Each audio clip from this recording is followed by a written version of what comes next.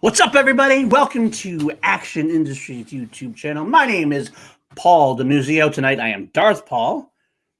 And I'm the guy with the weird European accent, Richard Eric Jarvie, or Richard Palpatine. And together we're Class Action. This is a very special episode because we are talking Star Wars. Again. And this week, it won't be just us, but a very rare get-together of what we like to call the Sporadic Council. So introducing first, Hello Matt Kenobi. Hello there. Welcome, Matty Kearns, special guest of the show. And now we have another special guest coming on. You know him, you love him, Darth Billy Belford. What's going on? This is not the Belford you're looking for. At last, You guys' intros were way better than ours, though. It is true. It is true. Together, We're just better at this than you guys. The Sporadic Council. Now, what is the Sporadic Council? Let me tell you guys what the Sporadic Council is. About 3 or 4 months ago, the four of us started a little Facebook chat group with the intention of maybe doing a Star Wars podcast. But we realized that with our times and Richard being in Estonia and me working overnights On another planet. Another planet. That's like it's like Tatooine, but a little closer to Tatooine, but not. Sounds Star Warsy. I'm from nowhere. Estonia does sound like a Star Wars planet, doesn't it? It does. But anyway, we started talking about doing a Star Wars podcast at some point, maybe, but we realized we have no time to get together usually. So months later, this chat has sat open when he has basically become a haven for every Star Wars meme we can think of. And anytime we want to bitch about something Star Wars, or anytime we want to celebrate Star Wars. But today we have made it work. It's like 3 or 4 months in, we have finally had the first official meeting of the Sporadic Council, and hopefully not the last. But we'll start with one and see where it goes. So. Give us views. So we the first of many or the only. You decide. So we said that we're talking Star Wars. We didn't actually say what we will be doing with Star Wars. So do you wanna take this so we're like officially correct with our rankings? Okay. No. Well, as you know, as you watch Class Action, we've done a couple episodes of Star Wars. 2 weeks ago, we did Revenge of the Sith versus Return of the Jedi as a brief. This week, we reviewed Rise of Skywalker and put the prequel trilogy up against the sequel trilogy. And that was both very fun. But this is a time where we're actually doing no Class Action brief of the week this week. It's not something versus something. Well, it kind of is, but it's not just 2 items. We are going to be releasing a ranking, or each and at least our individual rankings of the theatrically released live action Star Wars films. Now, that's actually all for you, Mr. William Viviani. Love you, but this is no droids, no Clone Wars, no droids, no holiday Hollywood, special. holiday specials. No holiday special. All good in our heart. But we're just going to release the list of the theatrically released live action films. That's right. Also known as the movies that Belford has watched. Good call. The ones that all of us have watched probably many times over the years. I know I do at least once a year. Well, usually a watch through. I don't know how. But yeah, sorry. That's right. How often do you guys watch the films? It depends on which ones you're talking about. I didn't get around to watching them all this year. Just with work, I didn't get to do my yearly lead up to a Star Wars film. But Star Wars in general is usually just what I do when I want to watch a movie and I'm bored and I don't know what movie to watch. Empire is probably the one I watch the most. I don't want to say more about the movie because we'll talk about it later. But like, it's interesting.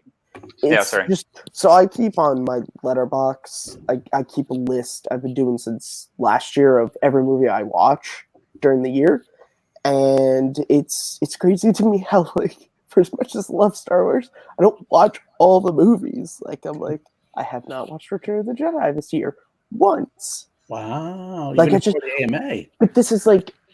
I watch so many movies just on my own, and because I didn't do my marathon, usually that's what gets them all in. And because I didn't do that, I didn't watch them all. But Star Wars, it's Star Wars and The Office are like the two things to where it's like that's my background noise when I want something. I watch Star Wars. Now, what about you, Billy? I'm kind of curious about that. I know you're not quite as into the Space Wars as you call them.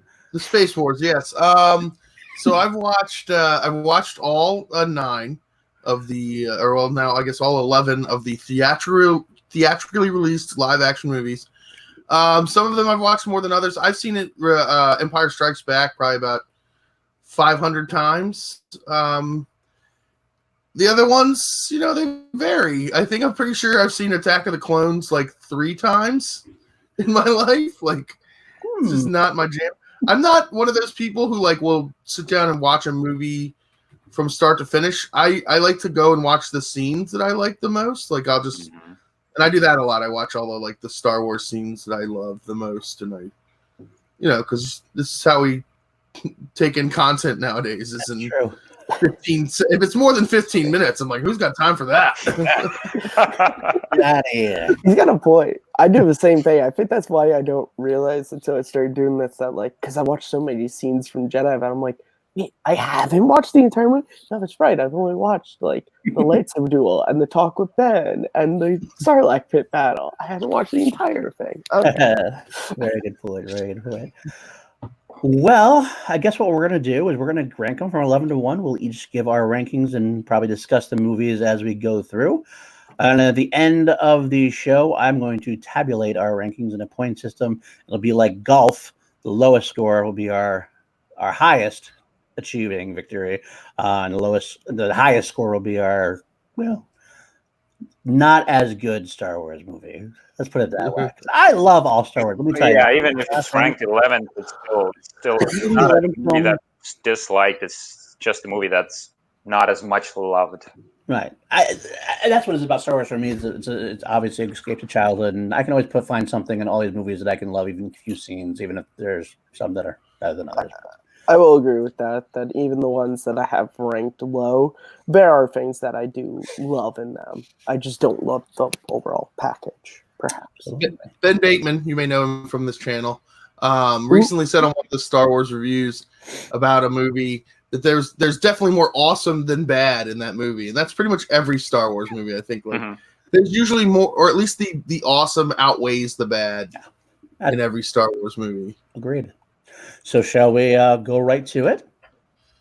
Absolutely. And then we'll start with number 11, the 11th film on the list.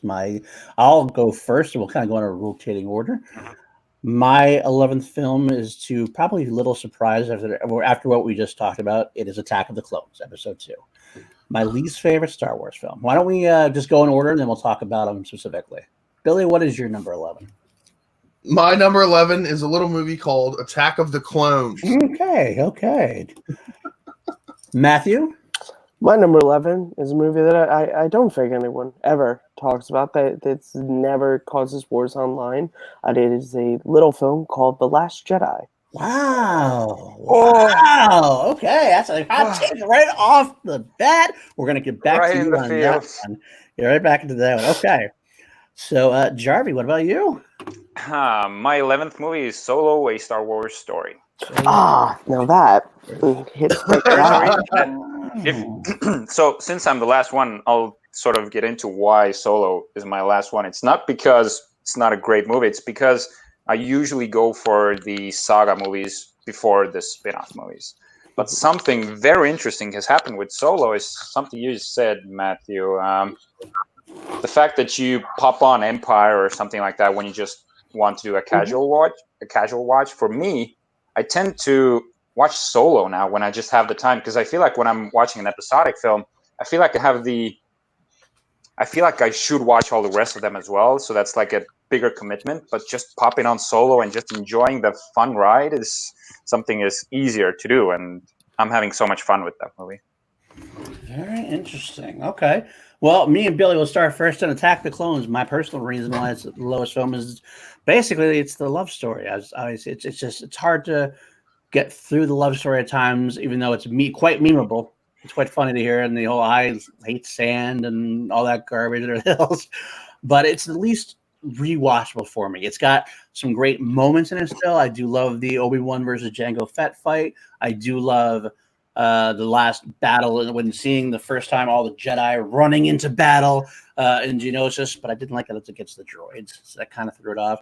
C-3PO's humor is a little much for me during the droid sequences. And Dex's Diner. Dex's Diner does. The funny thing is, I love Dex. I love the diner. It just does take me out of the film. Like it's American Graffiti in Star Wars, and obviously it's American Graffiti for a reason. But it does take me out a little bit of it. So I don't know, Billy. What do you think about why Attack of the Clones so low for you? For me, a lot of it has to do with like it's so you leave off episode 1 with my favorite lightsaber fight and the best lightsaber fight. A lot of people think like it's an amazing lightsaber fight, and then you go into and you have Jedi doing awesome things, and then in like episode 2, like you have all the Jedi running in to fight the droids. None of them do anything cool.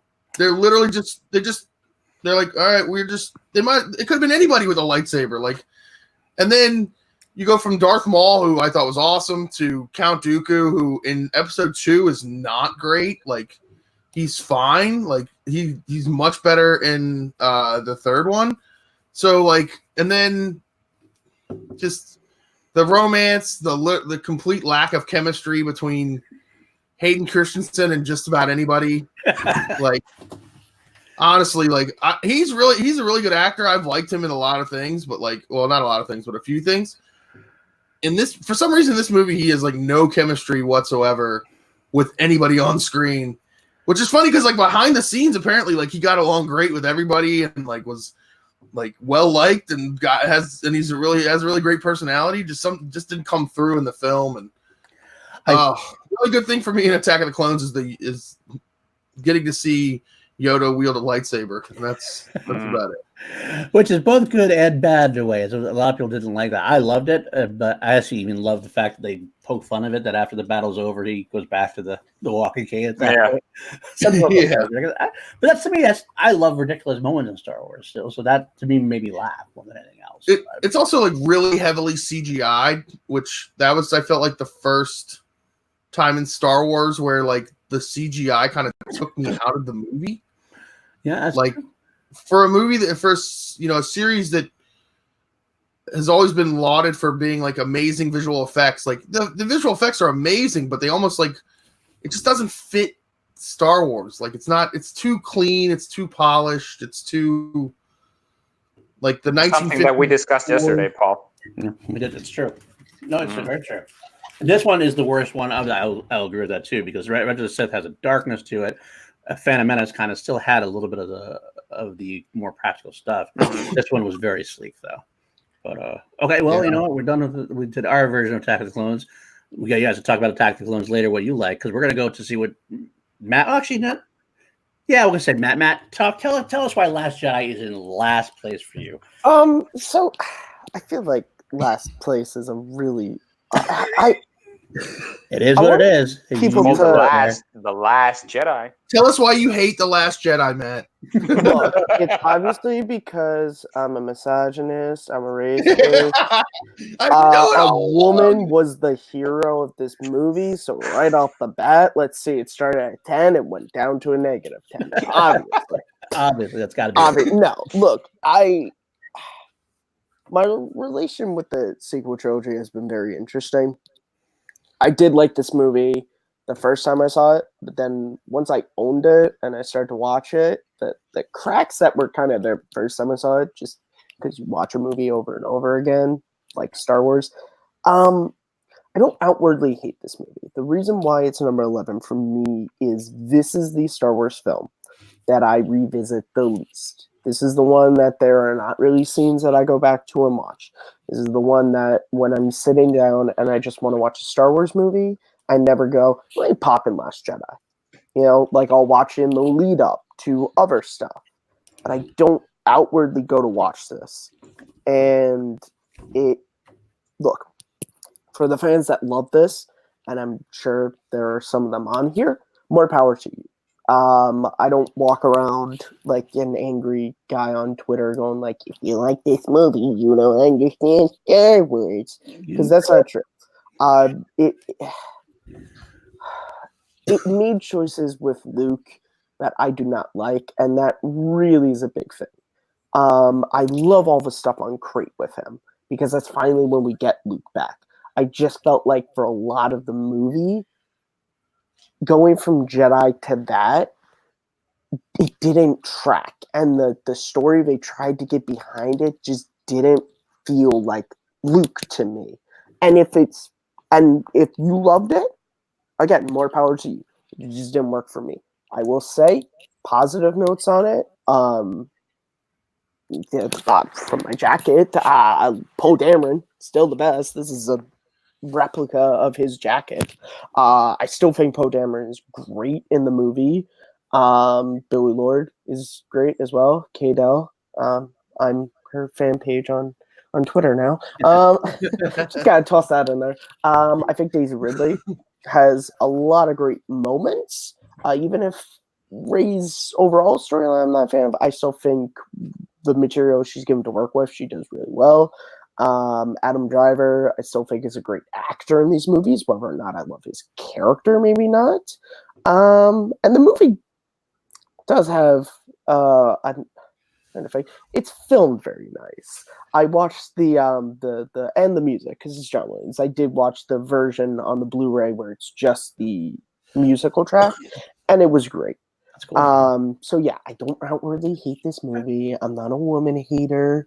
I just hate women in Star Wars. No, this is just the reason why it's low for me is because I just don't revisit it really ever. Okay, that makes sense. That makes perfect sense to me. I'll get to our thoughts at Last Jedi later when we get to our point of the rankings. It's gonna be a while. There you go. Number 10, then. We're going to move on to our number 10. For me, this is where I slot Solo. Billy, what do you got for number 10? I have Episode 3, Revenge of the Sith. Yeah. Are you trying to hurt us? Oh my God. Hurting Jarvie is just like a side effect that, pleasant surprise. No. That's So, Billy, what's yours? All right, we're going to skip that for now. I'm gonna come back. I got to take a breath. Matt, please save us. Say something. Say anything. What is your number 10? Force Awakens. Interesting. Yeah, you told us before that you're not the biggest fan of the movie. So I get it. All right, then Jarvie for you. So that's where Attack of the Clones comes in for me. For you. Okay, Yeah. That makes sense to me. Okay, well, what I will say then I'll go back to me now for my version of Solo is I hate that Solo is this low because Solo gets a lot of hate, but I do think that there are enough. It's enough outside the saga film. I definitely tend to be more of a saga person overall in my head. That a lot of this was not. I even hate to say the word unnecessary because no movie is necessary. And there's a lot of fun in this movie. This is a fun adventure space movie. It's just compared to the mythology that all the other films have, it's a little lacking for me in that. That being said, Alden Ehrenreich is phenomenal. I think he did a great job in a nearly impossible task trying to be Han Solo when Harrison Ford is not there. Donald Glover was great as Lando. I love Woody Harrelson as Beckett. And I love the scenes together when Han gets to fly the Falcon for the first time with Chewie. There's a lot of fun episode to it. And having Darth Maul come in, I love that aspect of it as well because it actually was the first time the movies seemed to care about the canon, the rest of the canon that brought in stuff from Clone Wars and things like that. I love that the movies. I hope they do that more because it needs to be more connected. Yeah, I feel like I kind of want to chime in because Solo was the last one for me, so I'll just come back to it real quick. And also the fact how many problems the movie had. Yeah. We switched directors, so that's already a pretty difficult thing to overcome. And the fact that we got a fluid movie over at the end. I know Ron Howard maybe went the safe route, but we still got a movie that pretty much had the same tone. And also Alden, there was a lot of talk that he got acting lessons or something like that he wasn't up to the task. Or the movie had a lot of bad rap, but I feel like when it came out, it kind of it overcame all the obstacles. Right. No, I wholeheartedly agree that it was destined to fail, and to me it didn't. Mm-hmm. But again, here I'm talking about as the 10th film on the list, and that's only because of the mythology. And there's two really bad scenes for me. I hate how Solo got his last name, which was just ridiculous. And even worse to me, honestly, was when Han and Chewie meet, I love the scene when Han and Chewie meet. Oh, I know where you're going. The fact that Han starts speaking Wookiee was one of the stupidest things I'd ever seen in my life. I don't mind him truly knowing laughed. Wookiee, but I'm like, he started going, "Rah, rah." It's already enough of a, like, it's already enough. You have to suspend disbelief that he understands the Wookiee. That Wookiees actually, that growls can say more than just like 2 or 3 things. But he starts talking, and I'm just like, what the fuck is this? I think that might be what Phil and Lord Miller came up with. That it seems like that's something from their part, because they went more for a comedic route, Right. if I'm not mistaken. Yeah, I've heard it was more slapstick, even possibly, but I don't know. Well, that kind of feels like it. Well, that's where I put Solo as number 10. Billy, I want to skip you for a minute because I need a little moment. It's only a little moment. Matt, go with your right. Why Force Awakens is there for you? Look, I was having this conversation on Take 3 Productions, which is a YouTube channel I work with, when we did our review of a movie we'll seemingly talk about later. The sequel trilogy overall hasn't really worked for me. This one was definitely a movie that I got swept up in the hype of it being 10 years since the Star Wars movie. Watched the trailer like 15,000 times. Went to the Thursday night preview screening. I was in. And then I owned it. And I started, as you do with a new Star Wars movie that you get on Blu-ray, you just watch it again and again and again. And then you're like, okay. It is a well-made movie. It does some really cool things. I think this is, for the character of Rey, this is a really great starting point. I think Harrison Ford is fantastic in this movie. Poe Dameron, again, great. I actually really like Finn in this movie. I just boyfriend. I'm sorry? Oh, yeah. No, I think John Boyega is very charismatic and stuff like that. Like, I think it works. I think the problem for me is, and I think it's because, and what we'll realize as my rankings go on, is that I come from a different generation than a lot of Star Wars fans that I talk to. And I think because of that, the way a lot of people came to this movie was, oh yes, they finally brought Star Wars back. They revitalized it. Whereas I was like, I didn't need any revitalizing. It didn't need anything to begin to make things right, as Max von Sydow would say. And I think because of that, the safeness of this movie brings it down for me. Because when I do watch in the big marathon, I just go, like there's something more there. I watch it more than Last Jedi, so there is that. But again, well-made movie. If it came out and there were no other Star Wars movies, who knows? Might be even higher. But the stuff I like is great. I'm trying to be really PC and kind about this because there is a name I could give this movie that I may not, just to be nice. I'll put it in the chat for all of us. Okay. And then while Maddie's doing that, why don't we move on to Darth Belford killing me and Jarvie? So I've watched every theatrically released live-action Star Wars movie in the theater.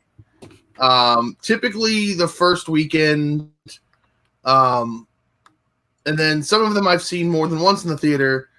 And then I did a rewatch of all of them when The Force Awakens came out. So I watched all of the ones up to that point. I couldn't remember a single thing from either Attack of the Clones or Revenge of the Sith. Like, Attack of the Clones, I kind of remembered some things. I went and rewatched both of those. Actually, I watched all 3 prequel movies a couple days ago to kind of like get it back into my head. I know I've seen Revenge of the Sith. I didn't remember a single thing from it. Like, it felt like then you are lost. You are the chosen one. And then also, like, everything that's great about Revenge of the Sith quote. Like, I don't. That's what Revenge of the Sith is for me. It's Godfather Part 3. it's the movie that gets quoted a lot, and all the great quotes come from that movie. But it's not that great a movie. Like it's fun. Like I don't know. There's a lot of like really good stuff in it. Like the last lightsaber fight is fantastic. You know, the intro is also awesome. The space battle. It's the biggest space battle. Richard. It's just like honestly, like I didn't even remember that, and that's like it's this massive space battle. And I was like, it's just not memorable to me. Like I don't know. It's fine. It's good. It's like it's just number 10. My popcorn. Nothing spoke to me in that movie. I don't know. Like nothing really like. Also, I feel like anytime that like it felt like it was like trying to make up for a lot of the stuff that happened in the second one, kind of like a more recent Star Wars movie seems to be trying to do. Like, and that almost like shortchanged that movie. Like, it could have been a better movie if it didn't have to like make up for like the Sifs of the past. Yeah, there you go. Yeah. All right, that's about all I could take from that before I Charlie keel just over. muted himself. As he I keep coughing. I just don't want to Nice interrupt. being on the sporadic council, guys. I'll see myself now. Yeah. I'm sorry. I didn't realize it was the rise of the sporadic council. Sorry, guys. The Now, that's a last good thing I will sporadic say. council. I will say about the sporadic council here, and one thing I want the audience to know, we are a very positive group overall. I mean, as far as we're not going to be killing anybody over things. We'll joke around people, but I hate yelling. There's no yelling here. There's no blaming people for having wrong opinions like Billy's right there. I mean, there's no look. We Movies, love it. Movies are and particularly this series affects people in many ways. and Everyone enters this movie at a different time. Mhm. And there are a lot of people who see different movies. We all came to this movie in our own way. And the stuff that works for you may not work for other people, and that's fine. The thing is don't be an asshole. Right. I believe I'll quote a tweet that I made last week or earlier this week. Opinions are like assholes. Everybody has one. If you think your asshole is better than someone's, then you need to go home and rethink your life. That's very true. I totally agree with that. So we're all love here for the most part, even when we give each other shit, because that's just how we show our love, I think, really, to be honest with you. But let's move on, though. We go down to number 9 on our list now. I will start out here, and I'm going to throw mine hat in the ring and say this is where I slot The Last Jedi. Billy? I put Solo at 9. Okay. Maddie? Return of the Jedi. Wow. Okay. The unified list is gonna destroy me. Okay. Richard Eric. This is the first time that I've ever aired my my Star Wars ranking. I guess this is pretty fun. My number 9 is The Rise of Skywalker. Rise of Skywalker. Okay. We each got a different movie. This is the first time we each got a different movie, I think. That's Can I go first on this one real quick? Because we've already covered Solo a little bit. But before I cover Solo, Richard Eric Jarvie got up and walked away because I had Revenge of the Sith at number 10. Matt Kearns has Return of the Jedi, Ben Baton's favorite movie, Ben Baton from this channel, at number 9. And everybody's just like, cool. All right, guys. Well, to be fair, I did say, wow, because I'm trying to. So not cool. For number 9, I figured out what I'm gonna do for this from now on. I'm just gonna talk about the things that I like about the movie. I don't have to talk about any of the things that are bad. Things I like in Solo. Donald Glover is amazing. He's my Your Obi-Wan? He's my Obi-Wan Kenobi now. Yes, he would actually kick ass as Obi-Wan Kenobi. He's my Lando Calrissian from now on. Also, I love the Wookiee the Chewbacca versus Han fight because it's the first time you ever get to see like a Wookiee actually like doing like not just lumbering around and shooting a crossbow, which was awesome. And yeah, that's what I like about Solo, and that's about it. Okay. Richard, why don't you go to you next? I think mine and Maddie's are definitely the more controversial. The Rise of Skywalker, yeah, number 9. I worked so hard to like this movie more, and honestly, for The Rise of Skywalker, when I first saw the movie, was the 11th on my list. I've seen it 3 times now. When most people try to hate this movie, I'm trying so hard to love this movie, and now I can finally say that I do love the movie. It has a lot of errors in it, but like we said before, this is probably one of the weakest movies, but it's got so much cool Star Wars stuff in it.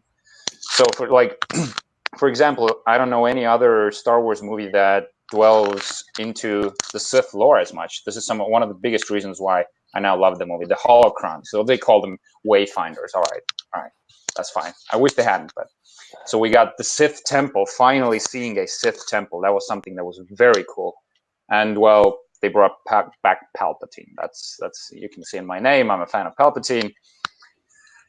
The biggest problem I have with the movie is probably what a lot of people had, is the fact that Rey does say Skywalker at the end.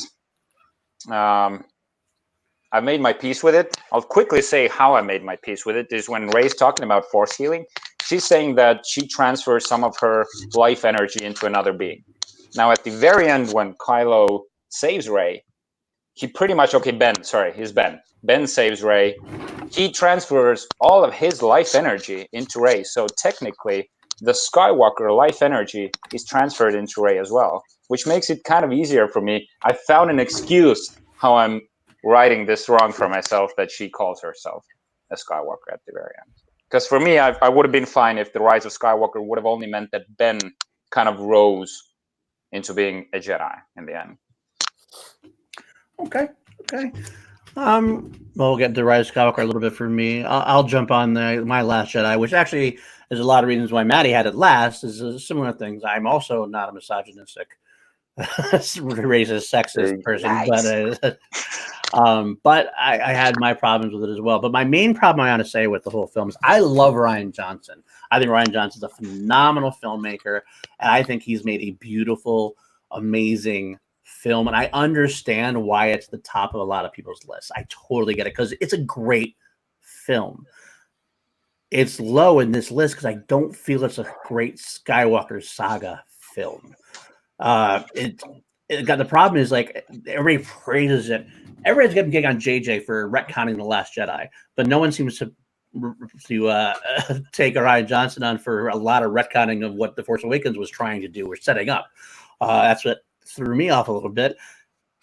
I am not agreeing with Maddie in that I actually love Luke in this film. I actually like that subverted opinion. That's my own thing. I like the idea that after Vader, after everybody else, and after losing Ben, he's finally like, God damn it, I'm fucking this up. I need to go and chill out for a while. But I do like it, and especially I love it because it gave us that ending on Crate where he does come back and say, yep, I got to be the badass I am, and shows a badass Jedi power. But the problem I have with it is you're in the 8th film of the saga. This is not the time to start subverting the saga. You can't change streams in the last part of the race. It's something. If this was its own film with new characters, its own trilogy, I think I probably would have it really high on my list because I love a lot of things about it. Except for also, by the way, we'll throw in there, I love Canto Bight, the setting, but it was such a useless part of the film. The Finn and Rose thing was just out there for no reason. It did nothing to advance the film, except for, I mean, I guess you could say it helped Finn solidify his need for wanting to be in the Resistance, but it just could have been done in a better way. And I will tackle one of the hot topics of the moment, Kelly Marie Tran.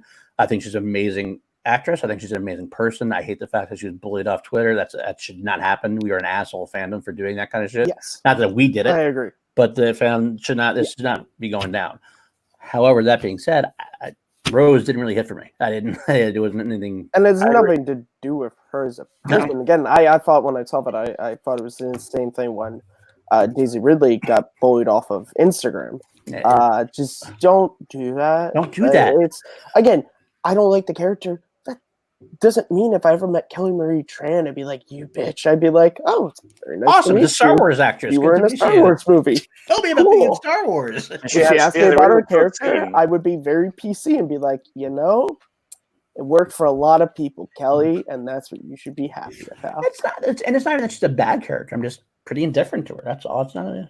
Do you know how many Star Wars characters there are, guys? Yeah. They can't all be our number ones. Absolutely. Okay. Good point. Oh, I forgot to talk about Babu Frick, one of my favorite Star Wars aliens. You and my brother. And God, me. I love him. I love Babu Freak, voiced by Moaning Myrtle. I love it. Yes. But we'll get there. So Last Jedi, for me, that's just where it hits at a lower level. It's beautiful. It's one of those dichotomies for me. It's a beautiful film, just not for me in the Skywalker saga. Okay. I love that. So let's let Kearns kill us now. Oh, God. And just have him eviscerate Return of the Jedi being so. Oh man, I forgot about this. All right. Me too. You had to bring it up again. Oh man. Oh God. Look, when I was making my rankings, You're making Ben Bateman cry, by the way, just so you know. Me too. You keep saying that name. Who am I supposed to know who this is? Wow. Look, as I make my rankings, and I saw how low I put this, it hurt me a bit. But as I think about the movie, and again, rewatchability with this series is the biggest thing for me. This is one that I watch a lot of scenes of, but I don't watch the whole film. I think it's because that intro on Jabba's palace until you got to like the Rancor is cool, and the Sarlacc pit is cool. Everything else in the middle, like it's just like, Luke, what was your plan here? Like, what? Like getting like, what if when you gave R2 and 3PO to Jabba, what if he was like, let's just melt them down? Like, what if when Leia got caught, what if instead of being turned into a slave, she got killed? Like, where was your plan? And Lando just sitting back like, oh, this is gonna be fucked up, ain't it? So that whole intro thing. Let me interject real quick and just say, if you pull at the threads of a lot of Star Wars plans, you'll find that happens quite a bit. Yes, it does. But go ahead. You know what? There are plans in Star Wars? You know what? This is the thing. I'm going to quote from another movie series, but it works totally for Star Wars, which is from Harry Potter Devil House Part 2. Hermione, what's ever the point of planning? We plan, we get there, all hell breaks loose. Star Wars in a nutshell as well. Any of our plans ever worked? All the Luke stuff in this movie is amazing. From the discussions he has with Yoda and Ben on Dagobah to everything with Vader and the Emperor. It's a lot of the other stuff, I think, as a big Han Solo fan. And I understand Lucas and Kasdan were sort of backed into this corner to where Ford didn't want to return. They had sort of written in the Carbonite plot as a, okay, Han gets to be killed off, but we can bring him back if we can. They kind of got him back. But so Han's not, like, he digresses as a character to me a bit. Like, he's not as strong as in Empire or New Hope. I will say, the scene between him and Leia on the bridge is amazing. Like Harrison Ford is my favorite actor of all time. I love that moment when Leia's just had, I'll just talk about that whole bridge scene. Luke talking to Leia, fantastic. The music, when he talks about how if I die, you're going to carry this on, and her, like, not really being able to process it, because that's a lot to throw at a person. And then Han coming in, not understanding any of this. And I honestly, the way Harrison Ford delivers the line, oh, but could you tell Luke? Like, it's so, like, you can say he's being a dick, but you know he's just, like, he loves Leia, and he doesn't know that they're brother and sister. He's still thinking this is a New Hope when there's that love triangle. And so to him, he's just like, I love you, but it's clear you care more about Luke than me. And again, at that end bit, when he's like, when he comes back, I won't get in the way. Like, you're like, God, you know, Han, fuck. Again, just overall, not as great as in the previous films. I don't mind the Ewoks. I love the Ewoks. I love them. So I don't hate that.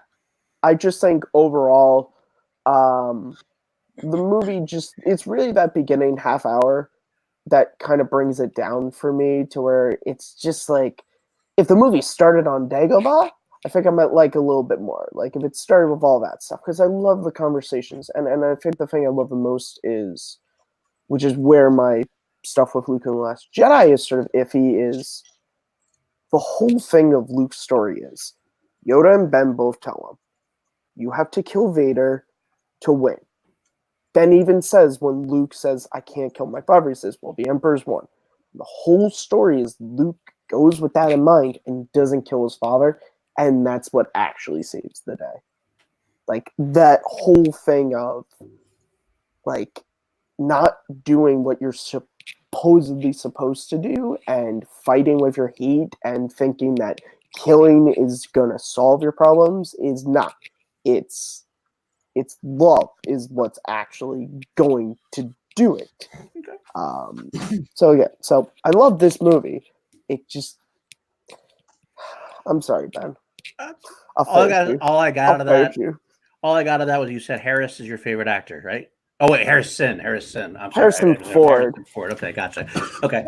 Did Ed Harris have an Oscar, or both Harrison Ford and Ed Harris Oscar-less? Oscar-less. It's very wrong. Just it's very wrong. Bullshit. I agree. So let's move on, though, on that note, before we make Billy really mad. How's it go? Number 8 on our list. Let's go with number 8. For me, this is where I slot The Phantom Menace, which is amazing to me that it's so. This is the first time we've mentioned that film, considering a lot of Star Wars fans consider that to be the nadir. But I digress. Let's go. Billy, what do you got for number 9? So I have number 8. Sorry. Number 8, I have The Rise of Skywalker. Okay. Maddie? I have Solo. Okay. And Richard? And you and I share number 8, Phantom Menace. Phantom Menace, okay. Well, there we go. Well, then Richard and I will have a little conversation first. I will say that the reason why this is where it is to me is that I love this film more now than I did in the beginning. I was so hyped up for this film. This is back in night when I slept overnight to get tickets. This is back in the day where you didn't do anything digitally. It was that's how old I am. And we went to the show, and this is the movie, like Richard said before, I tried to make myself like for a while. I kind of watched. I'm like,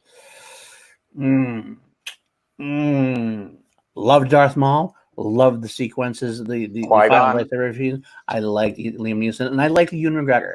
But I understand that there are problems with it. However, I will say that I have come back to it and enjoy a lot of what it did, especially in comparison to Attack of the Clones.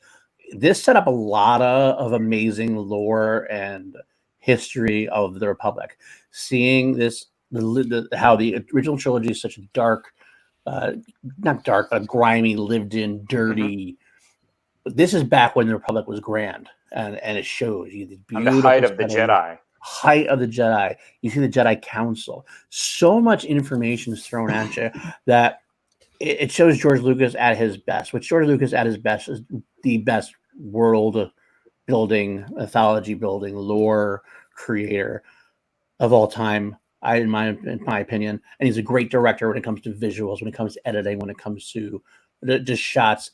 He fails a little bit with scripts, and he fails with directing actors. That's the problem. That's why he falls down as far as directing goes compared to some of the greats. But at the end of the day, I can go back and watch the Darth Maul Obi-Wan Qui-Gon fight every time and be happy as ever. So one of my most watched fights as well. So for sure. What do you think, Richard? What are your thoughts? I'm actually like the time when I saw is it The Phantom Menace? I always say Phantom Menace. Yeah, The Phantom Menace. Yeah, I don't know why. Anyways, first time I saw it, and I grew up with the prequels. So the first movie I did see was The Return of the Jedi, but the prequels are my childhood movies. And when I first saw them, I loved them immediately, but there was no internet back then. Well, it wasn't as accessible to me. So I had no idea the backlash about this movie. I was like, wow, okay, Phantom Menace, that is so cool. Everything is so cool. When I started to realize what people thought of it, I was like, wow, I'm sort of embarrassed. How can I like this movie if everyone hates it? Then I thought it was kind of cool to hate on the prequels. And at some point, I came back in a circle, and I'm like, fuck this. I'm going to be proud that I love these movies, and I don't care what people say. So, like, we're kind of in reverse with this, Paul, because I first started loving it, then I kind of felt embarrassed, and now I'm back to loving them again. But so yeah, the Darth Maul, Qui-Gon, Obi-Wan fight is something. One of my favorite character in Star Wars is Ewan McGregor's Obi-Wan, and there's a big reason. One of the biggest fist bumps in the movie is when Qui-Gon's been killed and Obi-Wan's just standing behind the shield, just going. And then fucking goes all dark side on Maul. I'm not saying he goes full dark side, but he's definitely channeling some dark side stuff right there. So that's one of the biggest fist bumps in all of Star Wars for me. Just this sort of bounce that he does and the way he flies into Darth Maul. And honestly, I don't mind the midichlorians. I thought it was a cool insight into the Jedi world and the Force overall. As I said before, I love how the prequels have shown us how life actually works, where people live. We've seen living quarters. We're seeing like Senate rooms, stuff like that. Everything that's new, it didn't feel weird. The midichlorians didn't feel weird. They were fascinating for me. We're going into almost like medicine in Star Wars, sort of like, on a molecular level.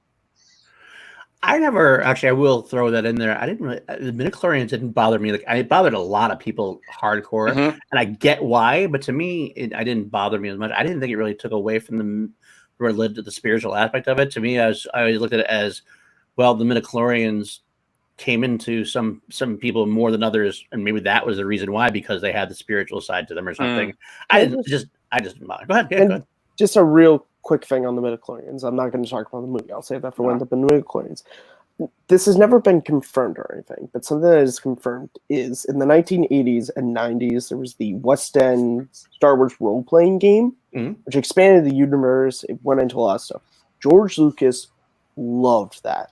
He actually gave Timothy Zahn the reference book when he went to make the Thrawn trilogy. So what I think the midichlorians was Lucas, because he liked that expansion, going like, oh, well, the Force has to be expanded. It can't just be, because the books, like, Luke doesn't just fly an X-Wing. He flies like an XP-138 X-Wing. And so I think that might have influenced him when he was writing it, because he enjoyed how in-depth West End games went into the Star Wars universe, that he wanted to go in-depth as well.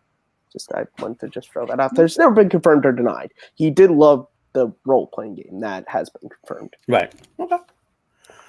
All right. Then who wants to go? Billy, why don't you go with Rise of Skywalker? Why don't you tell us why that is number All right. Rise of Skywalker. 8 for you.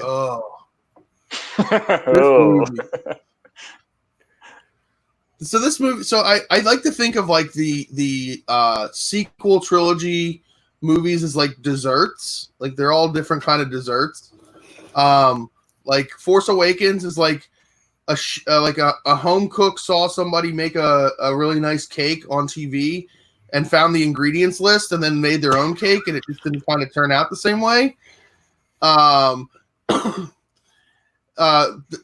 Jedi is like someone made this really nice cake that is like really important to the base of the movie, but instead of putting the icing that everybody's used to, they put like some weird creme anglaise on top of, and it's not for everybody.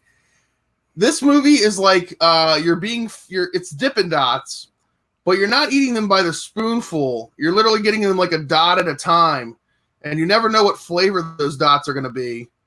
And then like there's a cherry on top of the movie, but it's a maraschino cherry, not a real cherry, because it's like it looks like a cherry, but it's not really like the cherry you expect.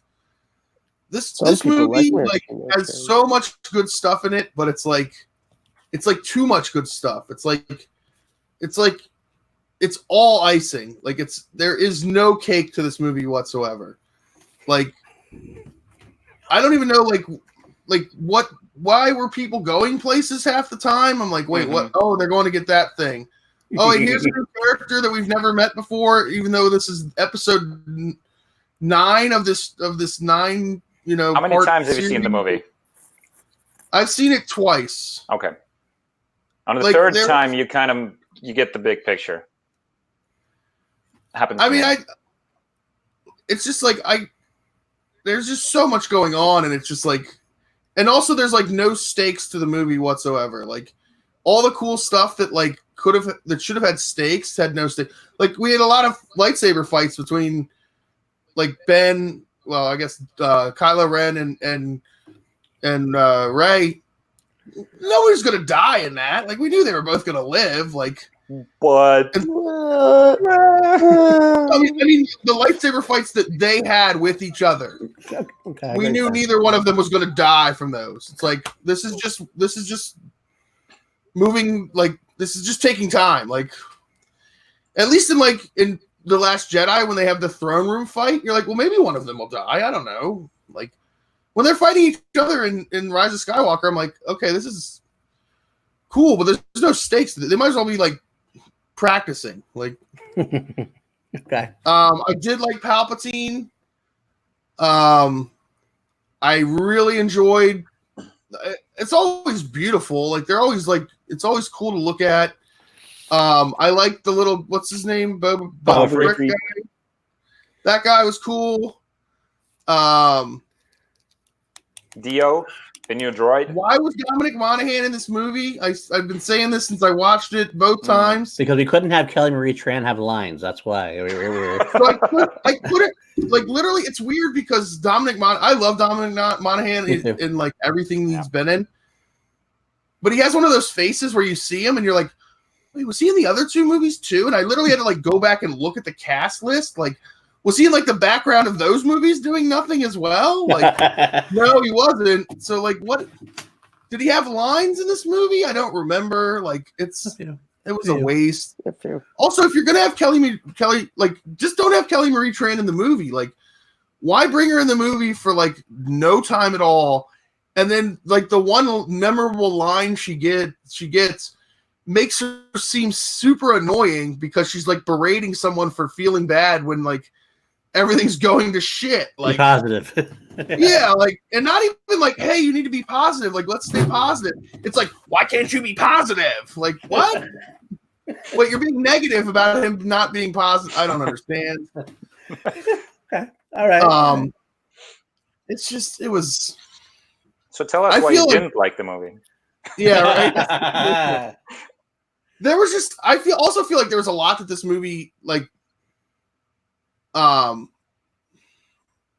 have to overcome. It just like set it back because obviously like Carrie Fisher passing away, there's not as much you could do with. If she's alive, then you could do more with her, which I feel like that was probably the plan. Just like, I don't know. Also, there was like unresolved things in the movie. Like, so Finn has the whole like "I'll tell you later" thing to Rey, and we never gets paid off. Nothing gets paid off in the movie. Like, we get no like resolution of so many different things. The one thing that was literally the most gut wrenching thing maybe in the history of Star Wars was Chewie's reaction to Leia's death. That was, oh my god. Powerful moment. That was the cake of that movie. That was the emotional, like, it was earned, it paid off, like, it was perfect. Yeah. That was good. That was good. All right, Maddie, tell us your take on Solo. Yeah, so this is a movie that I have a really interesting relationship, which is completely flipped from the sequels. I saw this movie and I hated it. Like, I was just like, oh, this movie is terrible. The stuff, how he got his last name is horrible and all this. And I didn't want to watch it again. And then it came out on Netflix. And I went. You talked to Case, didn't you? Who? You talked to Case, didn't you? No, I don't know who you're talking about. But no. So I watched it on Netflix. I was like, just, I'll give it. It's on Netflix. I'm not really doing anything, and I liked it a little bit more. But then a weird thing happened, which is that week I kept thinking about the movie, and so I watched it again. I watched it twice in 1 week, and it was on that third viewing where I was like, it hit me, and I was like, holy crap! Like, this movie's not super great, but the stuff that I like has now sort of overcome the stuff that I don't. And again, rewatchability. This is one of the Star Wars movies very similar to Jarby, to where it's just like when I just want to relax, I put on Solo. I like the love story between Han and Kira. I like the fact that it's not like Han Leia. I like that they had this thing when they were teenagers and now they're back again, but she's gone in a completely different way, but he just can't realize that. I like Beckett and Han's relationship. I think that's great. I think that kind of sets up who Han as a dad is in the sequel trilogy. The sequel trilogy never wanted to talk about, which is like, yeah, well, if Beckett was Han's father, we could kind of see why shit with Ben Solo happened. Overall, I think it's a fun adventure film, and it ranks number 8 for me just because it is a Star Wars film that I watch a lot. Good enough. Good enough. All right, let's keep this going here. Number 7 now. Now, here's where we reach the middle numbers for me, is the place where these movies tend to flip a lot. I mean, I could do a rankings list tomorrow, and I might be different. Some of them will say the bottom will say the bottom, the top will say the top. The middle ones, they flip around a lot. So actually, during our talk here, this actually flipped around twice before. I actually had one here. I'm kind of pulling an audible. Number 7 for me is going to be Rogue One. I was just about to say, I'm so glad Rogue One hasn't been on any lists yet. And here's why. I do love the film. There's a lot to love about the film, but wait, I'm sorry. Let me digress. Billy, what do you got first? This is where I put the Phantom Menace. Okay. Maddie? Attack of the Clones. Okay. And Jarvie? The Last Jedi. The Last Jedi. Okay. Now I'll go talk about Rogue One. I love Rogue One, and it does go higher than the list. It goes as high as 5 sometimes 4. But the only problem I have with the film generally is that the characters aren't given enough space to breathe. Jyn is kind of she's a good Felicity Jones is a great actress, and this is partially the problems that came out at the same time as the sequel trilogy. But you have Rey on one side, then you have Jyn on the other side. It was a three-letter name, and it just seemed almost replace it like it was a replacement, and almost like they were trying to fool Star Wars fans and going, "This is the next Star Wars film. See, it's the female with 3-letter name." And she's British. Exactly. So I wasn't a huge fan of her. I mean, I like the character, but I don't know. She didn't make it for me a lot. I loved Sheridan Bays, but I didn't think we got enough of them. Cassian Andor has everybody seemed to have potential. That to me never was really solidified. Now, that being said, the final act is one of my favorite acts in Star Wars saga entirely. I love we finally get a dark, gritty war movement, and not even counting the freaking the Vader scene is all over the place. When that happens, because Vader is Vader just slices and dices like thing. That's what it is. I don't have it with me right now. Vader, it's a great entry to you finally get to see Vader like in his prime kicking ass and taking names, or not even taking names, just kicking ass. But the whole battle sequence is really cool. So we don't get. I love the aspect of having the X-wing pilots from A New Hope being restored in the footage there a little bit, and having Saw Gerrera in it again adds to the canon. Having Leia in there is a nice little touch to move on to go right so smoothly into A New Hope. But at the end of the day, the characters themselves, outside of, I'd say, Droid K2SO, who I loved and was just perfect comic relief for the movie, and Ben Mendelsohn's character Krennic, the rest were just, I don't want to say forgettable, but it's just they're not as well developed as I'd like them to be. So that's where I am with Rogue One at this point. So we'll move over to you, Billy. You can talk about the Phantom Menace for you. The Phantom Menace, honestly, has it's because of the quality of the lightsaber fight at the end. Like it's literally like it's my favorite thing in Star Wars. It's literally like the coolest thing. It has the coolest villain. It has 2 of the coolest Jedis. One of them gets killed, so it has stakes. The only thing that I kind of don't like is that Darth Maul gets killed. I wish he'd lived on with the next 2 movies. Right? Yes. Right. Well, or so we thought. But they twist. And then also, I really like the pod racing scene. Like I know, like a lot of people, Me too, are not as up on that as they used to be. I have to mute Jake Lloyd, not Jake Lloyd. I have to mute the character that he is portraying. Like it's too like a lot of it's too woo and like yeah, like that's too much. But visually, it's amazing. Like it's so cool. Like I like kind of like the intrigue too at the beginning where they first meet Queen Amidala and you don't know who's what and who's all that. Like that was cool. The first time you see Darth Maul fly in on like the speeder and then do a backflip off of it, and that's like, wait, we can do this in a Star Wars movie, like where like they're doing these crazy like stunt fight sequences. Where did this come from? Like, so yeah, that's why that's the rest of it is like kind of. I'm not a biggest fan of Metachlorians, but I can take or leave them. It's not like I like this ruins Star Wars. Okay. But yeah, right. I also like the underwater scene. Is it in Phantom Menace where they go to underwater to Gungan City? Gungan City. That was cool. I like that whole sequence. Anytime stuff's underwater freaks me out. So yeah. I will want to throw in there before I already talked about the Phantom Menace, but I wanted to throw in one more little snippet. I also love the fact that Phantom Menace really influenced Black Panther and Avengers in terms of if you ever watched the Wakanda battle sequence. There's like these purple electric shields. There's like a force field with everything else going on. I watched like, why? I watched the Phantom Menace again here at this point.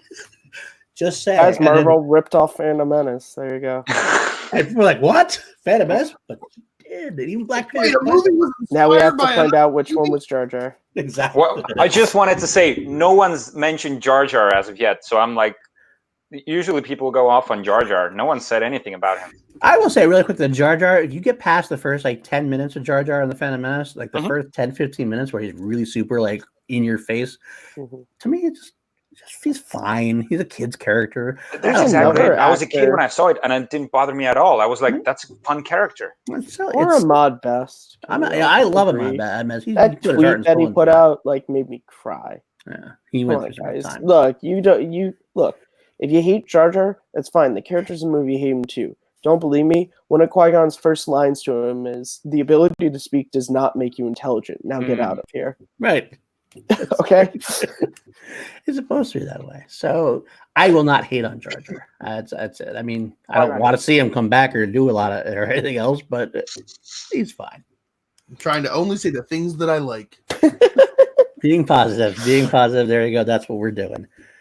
All right, then, Maddie, why don't you pontificate on Attack of the Clones? Yeah. So I feel like I should just link my second look episode on this movie. That's where you can find all my thoughts. Cheap plug. Yeah, that's all I am. No, I think that the Attack of the Clones is a movie where it's like I recognize the problems. Believe me, I've watched the Plinkett reviews. I've listened to what you guys have said and many others, but it's that weird thing to where it's like, no matter how many of those things are in my head, every time I go to watch this movie, I just enjoy it. Like, it's just a fun adventure to me. I think because as a kid, I was always fascinated with like old school romances, you know, King Arthur and Guinevere, or, you know, Robin and Maid Marian, that like Padme and Anakin's relationship is dealt with in that way. It's not really important that they have chemistry. It's just more interesting with what the story is of a love story. And, you know, having a senator and a Jedi who's not supposed to love, like, that is an interesting story. It's something you would see in, you know, an Excalibur type story, like a knight can't fall in love with the queen or something like that. That's stories that have been told for years. Yeah, the Anakin works for me in this movie. I know a lot of people hate Hayden Christensen, but I think this was my first Star Wars movie in theater. The prequels were my originals. They were the movies that I saw and then waited frothing at the mouth for 3 years for the next one and thinking, what's going to happen? I think because of that, like, I never had an embarrassment for liking the prequels because everyone in my generation liked the prequels because it was our Star Wars. And I think I just sort of, even growing up and becoming friends with guys like you who are older than me, and knowing your reactions to the movies, I've never been embarrassed. I'm still not. I like this movie a lot. Good. The Geonosis Arena battle is freaking sweet, Mhm. and I like the fight with Anakin and Obi-Wan versus Dooku more than Yoda one. I just realized when the time got to me to talk about Attack of the Clones, we skipped me. Did we? Yeah, but that's fine because honestly, Curtis just said everything I wanted to say about the movie. Truly, Okay. this was beautiful. Sorry. Just so wanted to push forward to find out. All right, my bad. I apologize. No, Okay, well then, talk to us about The Last Jedi then, since you didn't get to talk about Attack of the Clones. What about The Last Jedi? Oh, thank you. So, first off, I feel like The Last Jedi is the most complete Star Wars saga movie on its own. I feel like it has a beginning, has a middle, has an end. It works as a separate movie if we just wanted to have a movie that isn't sort of like build up until the last one and then everything happens. This, like Snoke, we see what happens to Snoke. That pretty much is wrapped up. We wrap up what's the Chrome Dome friggin' Phasma. We end that storyline. I know it's Ryan Johnson pretty much saying fuck you to JJ, and then JJ afterwards saying fuck you to Ryan. But he knows. I'm not sure if he knew that that was his only movie, but it feels like he just wants to make one complete movie on its own that stands on its own. Mm-hmm. And I'll just say real quick, one of my favorite moments in Star Wars is the throne room fight, and that's one of the scenes that I watched the most of out of. Well, probably Anakin versus Obi-Wan is what I watch more, but this is a close second. Yeah, it's a good battle. It's a good fight. Yeah. And the Luke stuff, I'm a fan of. I like that he's a hermit like that. And then he comes back and redeems himself.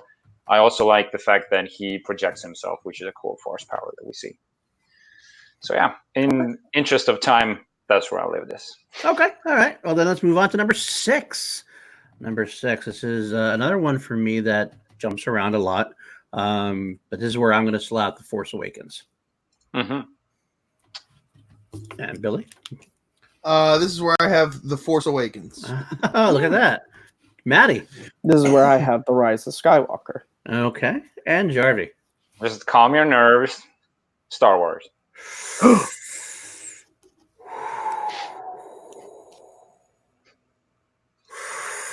I feel like Ron Burgundy. I'm not mad. I'm just impressed. You didn't finish your statements. Yeah, Star Wars. Yeah. Star Wars. That's Star Wars. A New Hope. Oh, thank you. Finally, if you don't put an episode title, then it just. I like calling it Star Wars. I don't know. It's sort of like old school. You like to be hipster. That's what the title is. You Star Wars. It's a Star War. Space Battle is what it's called. Can we get Jarvie's little terribleness over with of why he has, opinion over with of why I think we should. Let's do this now. Let's rip the Band-Aid off while we're all here and already in that mode. Go ahead, Jarvie. Tell us your wrong opinions here. I love this movie. Can I ask a question before Jarvie starts? Yep. Are you doing the original cut? Because there's 14 different cuts of this movie. Good call. Are we doing all of them? Whatever you want to do, Billy. But that's a good question. So for you, is this There's not one problem with this movie. There's nothing for me to nitpick. I love this movie. I just feel like the movies that are above it do something more that affect me more. This is honestly I'd say this is the most flawless Star Wars movie. It has, for me, I don't have anything bad to say about it. Everything works. But 5 movies work. We'll get to the movies that are above okay. it. All right. Well, then we'll get that bit. Yeah. Okay. Maddie, since Billy and I had The Force Awakens, why don't we hit you next with where you Rise of Skywalker? So I think the reason why this ranks so high for me is, and these guys can all attest to this, I really just didn't get into the hype for this movie. The lead up to it, I didn't do a watch along. I didn't I think it's just because of my feelings on the previous 2 entries and just where I am in my life. I just went into this movie hey, it's a new Star Wars movie. And I think because of that, I didn't have that hype like I had with the other 2. So I just got to see it as a movie. And I was like, oh my God, Star Wars. Like, I just got to see it. I don't know why. I just had a panic attack. Like Boston ass there, actually, for a second. I just got to see it as a movie. And I feel the same way about this movie as 10 years ago, or over 10 years at this point, when I saw Revenge of the Sith when I was 7. Is this movie perfect? No. Oh, God, no. But the things that work and the stories of these characters and the heart that this movie has hit me in such a good way that I will gladly overlook the things that don't work. And I feel like the music and the Emperor and just everything just worked for me in this movie, and I loved the ending. I think that her saying that she's a Skywalker is, you start with this character who is, I don't know, she's even just Rey. Like, she's looking for this family. That's her whole thing. She's looking, and at the end, she's found it. And it's the Skywalkers. It is Luke and Leia and Han and Ben. That is her family, and that's the name that she wants to carry on with. And I like that. I can understand why people don't, but for me, it worked, and I just am so happy because I don't want to not like the sequels. So I'm so happy that the last one really worked so well for me. And yeah, Palpatine was creepy and scary, and that end bit with the spirits talking to her, yes, I would have loved it if we actually got to see them. But given the fact that some of the people that speak, we don't know if they learned how to be Force ghosts, it makes sense, but just hearing Anakin and Qui-Gon talking to her, I cried. And that scene between Han and Ben is my favorite scene in the movie. It is so perfect. Harrison Ford and Adam Driver play it so perfectly. So that's, as Forrest Gump would say, that's all I have to say about that. Okay. Good. So then Billy and I will have to delve into The Force Awakens here. Billy, you want to go first? No, you can go first. Okay. Kind of already. Okay. I'll go first, actually. So, like I said, you go first. No, I won't. Like I said, when I was talking about the Rise of Skywalker, what I feel about The Force Awakens is it's like somebody watching a chef make a cake on TV, and and that cake is super good, and then they get all the ingredients from that cake, and they make it, and it's just not quite. It resembles the old cake, and it's got all the same things as the old cake. And it feels like the old cake. It's just something's just not quite there. It's funny because I didn't really get the whole this is just A New Hope, or not A New Hope redone when I first watched it. And then I started reading it, and then I rewatched it, and I was like, I guess I get that. And then the more I watch it, I'm like, okay, it's not a shot for shot remake like some people like to claim it is, and but there's a lot of things I like in it so much. I like we didn't know who was going to be Force sensitive, and we didn't know who was going to be the one to take up the mantle of the Jedi. I really liked Finn in that movie. I thought that was Finn's movie. I thought he was great in that movie. Poe, being introduced to Poe was amazing in that movie. He kind of that's a Finn and Poe movie. That's them at their best is in that movie, and I really like it. I like all the Luke stuff. Oh no, Luke's not in that movie till the end. I like all the Chewie and Han stuff. I really like. I didn't like Han's death in the sense that I liked seeing him die, but I felt it was earned. It fit the movie. I felt it fit the character. It was perfect for the character. it makes you immediately, all right, well, he's super evil. He just killed his dad. I wish they hadn't taken the mask off of Kylo Ren. I feel like he should have gone the whole first movie without taking the mask off, because then you're like, is he like, messed up like Vader? Like, what's going on with this guy? Like, that's the one thing I didn't necessarily like, but everything else in that movie I really like. It's all stuff we've seen before for the most part, except for killing your dad. Normally in Star Wars, you don't kill your dad. It's true. You can chop your dad's hand off, but you don't kill him. that's about it. True. And that was fair because your dad already chopped your hand off, so it was just like, It's an eye for an eye situation. An arm for an arm, hand for hand. Hand for hand. All right. I gotta say, this is the word. This is a very divisive movie in myself as far as this goes. There's parts I love, parts I hate, which is why I go back and forth on it. I agree for the most part about the it is very much a New Hope retread to a degree, not shot for shot, but there's a lot of the same beats hit. I forgive that because I feel like Abrams. I feel like Abrams felt like he had to course correct a little bit from the prequels.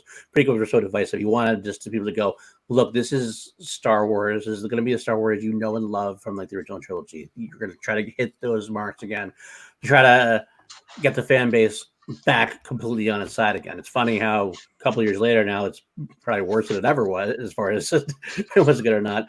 But at the time, I got to tell you, we thought Revenge of the Sith was the last bit. I mean, that first trailer, or not the first trailer, the second trailer, when we finally see Han and Chewie go on board the Falcon and Chewie were home.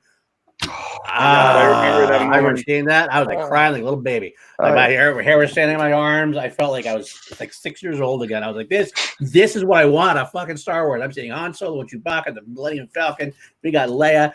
We got 3PO and R. It was back being in that universe again, and that much I loved. And so I was all in for the nostalgia aspects of it. Do you mind if I just interject real quick before my girlfriend gets home? The first time when I saw the trailer for The Force Awakens, the part where Chewie were home, I had a one-night stand over at my place. I wasn't with my girlfriend then. And I started to watch it right at that moment when we came back to my place. And I was like, oh, shit, this just dropped. And I put it on, and I just cried in front of this girl.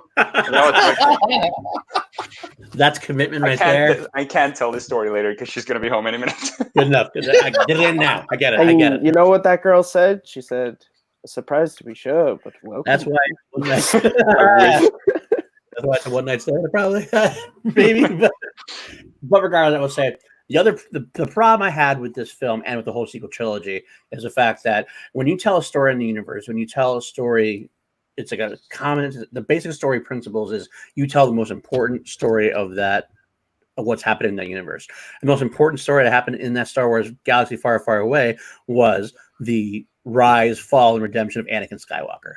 So after that's over, after we have the happy ending, Return of the Jedi, anything else that happens later on is going to be a secondary. It's going to feel a little bit secondary. So I had a hard time catching up to the fact that, yeah, this is great, but like this was already a happy ending. Now it's a little bit sluggish to kind of get back into that feel. I don't feel we ever really truly got back into that feel, even with the aspect of the sequel trilogy that I do like. So The Force Awakens almost felt like this is the greatest hits of a band, like almost like a reunion of the band that retired. This is the greatest. They go back on tour and they're going to play the hits for you, so you can love it. Just not as much as the original trilogy, but I do love a lot of it. You know what it feels like? It feels like Queen now with Adam Lambert, where it's like you sound like the original Queen, but you're not quite. There's an element missing, a very important element. I've seen a reference Paul can get behind. I can absolutely, and I love Queen and Adam Lambert. I've been to like 3 or 4 concerts, and I've watched the show. It's great. I love going. I get to see Brian May and Roger Taylor rocking out in their 70s. And I hear Roger Taylor's backing vocals, and I'm like, this is awesome. This is awesome. Is that the Chewie and Han in this analogy? That's what it is. Well, Brian's got the hair. Brian May's got that long hair. It don't look like Chewbacca. Yeah. But it does miss a little that something, which is to me Anakin. But overall, I digress. It could fall, it could rise again. For right now, I will keep it at 6.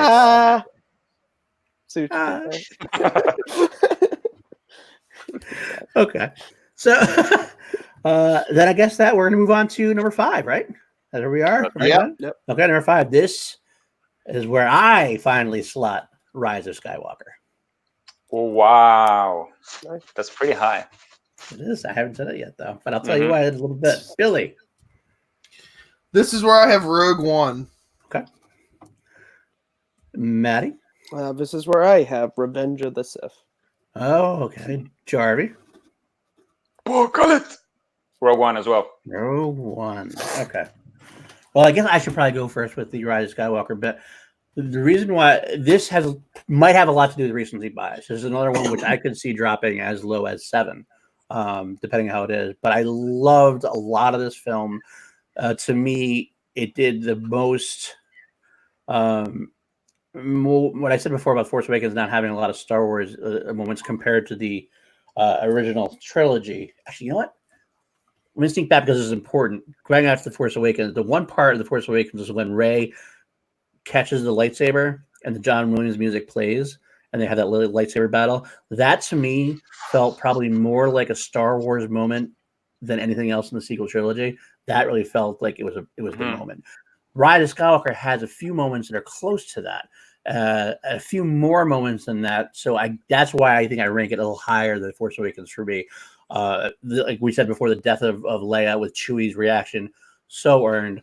And Maddie mentioned the Han Solo scene with Ben when Ben turns. That worked for me. I love seeing Han Solo, seeing Harrison Ford. I will note that I wished only one, even as much as I love that scene, I wanted to see the Force Ghost of Anakin Skywalker there.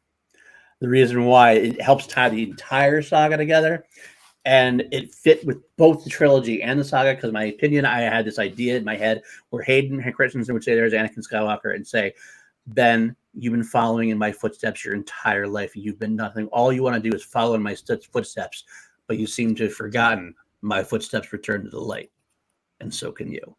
I didn't want to say it when it was my turn because I knew that was your thing. I love this. I love this so much. I thought about that. I thought that would have been a great moment, even more so than Han to me, but I digress. The whole ending act with the final battle, I felt that was earned enough for me. When Lando shows up with everybody, I fist pumped. It was kind of like the end game on your left moment for me.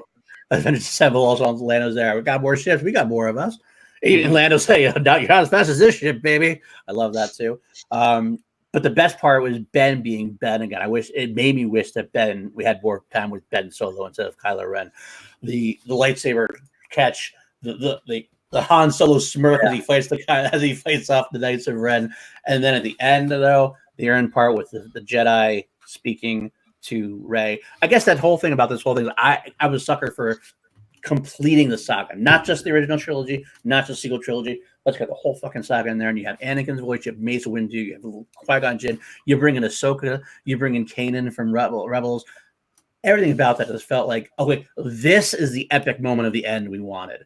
This is that it gets to that. Did it have stumbles getting there? Did it kind of fall as it got off the mountain a little bit? Is it a lot of conveniences, a lot of plot device? Sure, it is. It's a fast-paced movie. There's a whole lot of movie to get through, but the ending worked for me, and I liked that Ben died. I thought it was a nice little touch. It kind of echoed Anakin passing, and I loved Rey choosing Skywalker. I've got to that point where I do like Rey choosing the name of Skywalker, because to me, Rey was all about, this journey was about Rey finding out who she was, and then it didn't matter who she was. It's because she's going to choose who she's going to be. Doesn't matter if she's a Palpatine. She's choosing to be a Skywalker. So that's my take on that. Will it go? Will it fall? Will it rise? Will the Skywalker rise? I don't know at this point. There's definitely some recency bias, but right now I'm going to put it at number 5.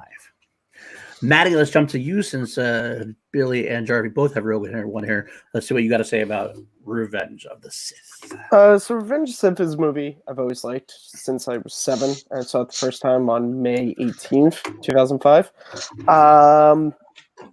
It has sort of, I don't know, it's a movie that I've always liked, but it has been like, there's been some times where it's like, I watch it a lot, and then I just don't watch it. Recently, however, I work on a show on Take 3 Productions, and I did an episode on this, and revisiting the film for that sort of bumped it up for me. I sort of, really sort of looked in depth and went, oh, wow, there are a lot of great things in this movie.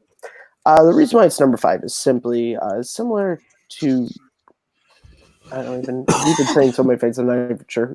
I think actually it was something Richard just said to where it's like, I love this movie. It's just the four I have above it. I just love more. I think Anakin's story is great in this. I think Palpatine finally, sort of after the last two movies of playing in the shadows, finally coming out and just being. Yeah, does he have some silly moments? Sure, but he's great all throughout, and I love the ending of this movie. I love that Lucas understood that this is part 3 of a, at the time, 6-part saga. So while you are, yes, ending this trilogy on a somber note, it's okay because A New Hope will rise, and then that final scene on Tatooine is my favorite ending of any Star Wars movie. I think it's perfectly kind of somber, but with that great Star Wars light of, the twin suns and this baby that will become the hope of the galaxy. And yeah, I think it's a great movie. Just love the 4 above it more. Fair enough. Billy and Richard, Rogue One. Billy, why don't you go first? So Rogue One is literally as good as it possibly could be. Like, there's no way that movie could be any better. The only thing that movie suffers from is that we knew where that story was going to end, and we knew it wasn't going to end good for basically anybody involved. So, but the fact that we knew where it was going, we thought we knew the story, and the way that they shaped that story, like, so perfectly, beat for beat. I love every character in that movie. I love the relationships of all the people in the movie. I love Ben Mendelsohn. He's the new I can never remember the guy's name. Is Grand Moff Tarkin? Is that the Tarkin? Yep. Yeah, he's the new Tarkin. That's like, he's that like villainous Star Wars character who doesn't rely on the Force and doesn't rely on, superpowers. He's just villainous, and his evil is almost like a superpower. It's what I thought they were trying to go with like Hux in the new ones, but didn't. But obviously, with Pride, I think Pride and Rise of Skywalker just throw in there. I did like. Yeah, but we didn't get him until like the very end. Like, I was like, who is this guy again? Fair enough. And if we could have gotten that with him. Also, the visual of Alderaan just getting, or not Alderaan. What's the planet? Jedha. Yeah, that's like, we knew, like, Alderaan blew up in A New Hope. We don't know what happened. Right. We see what happens to a planet when the Star Destroyer blows it up. It's so cool. I love everything about that movie. Again, the only thing it suffers from is that it, like, we knew what was going to happen. Like, there was they really weren't. There wasn't anything else they could do.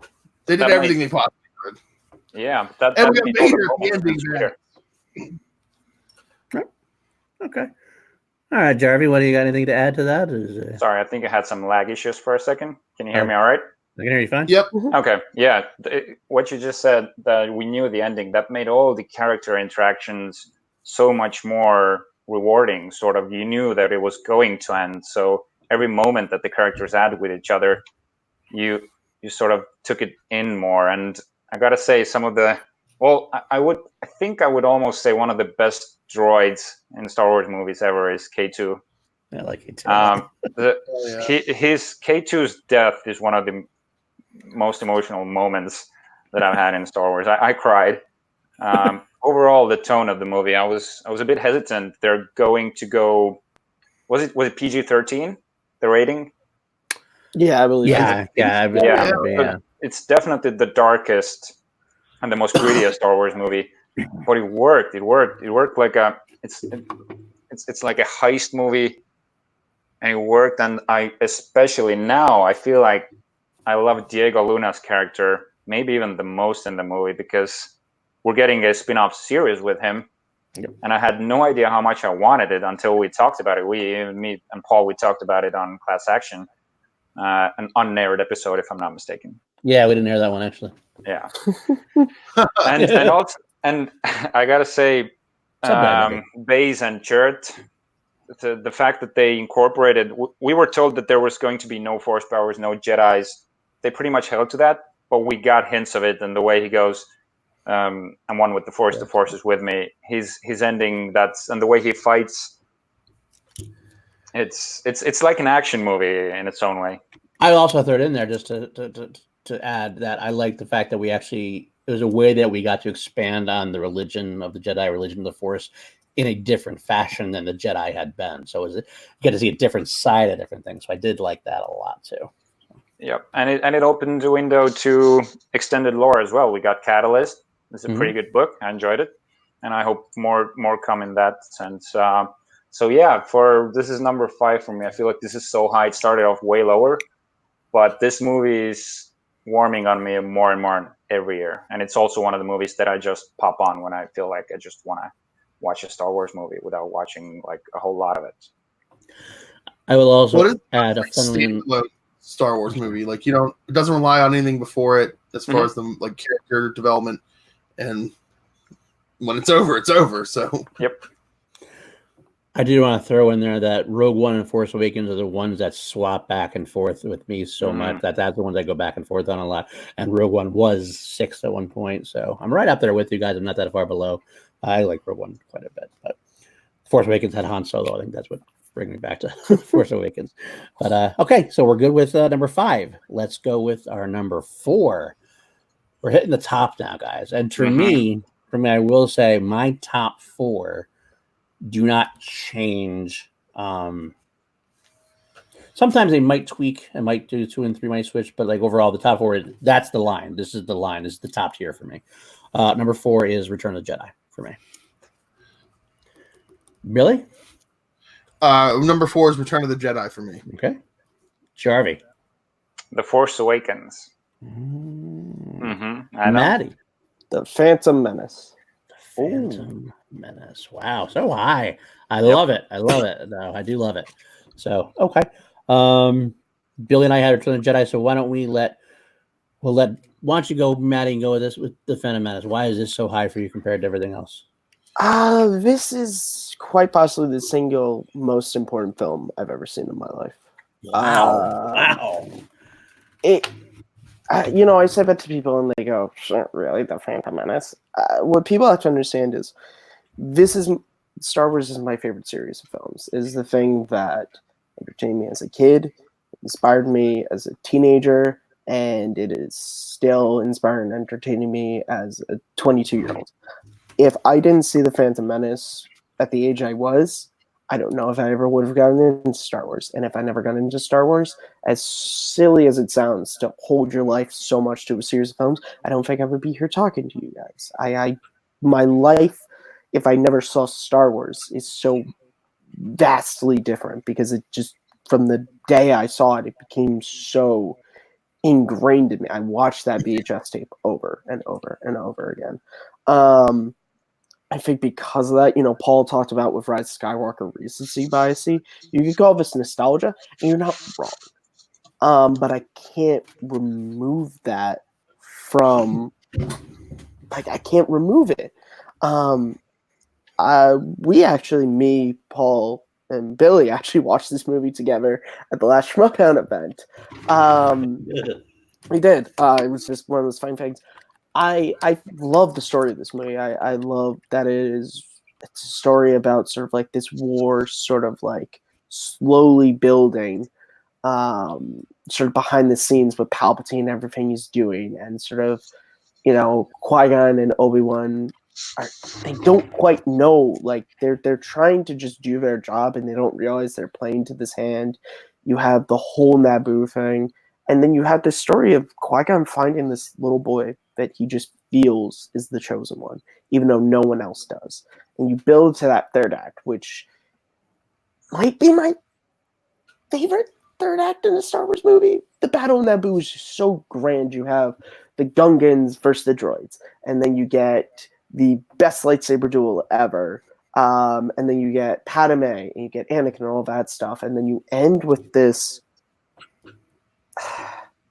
Qui-Gon's death is my favorite death in Star Wars. And I think it's so...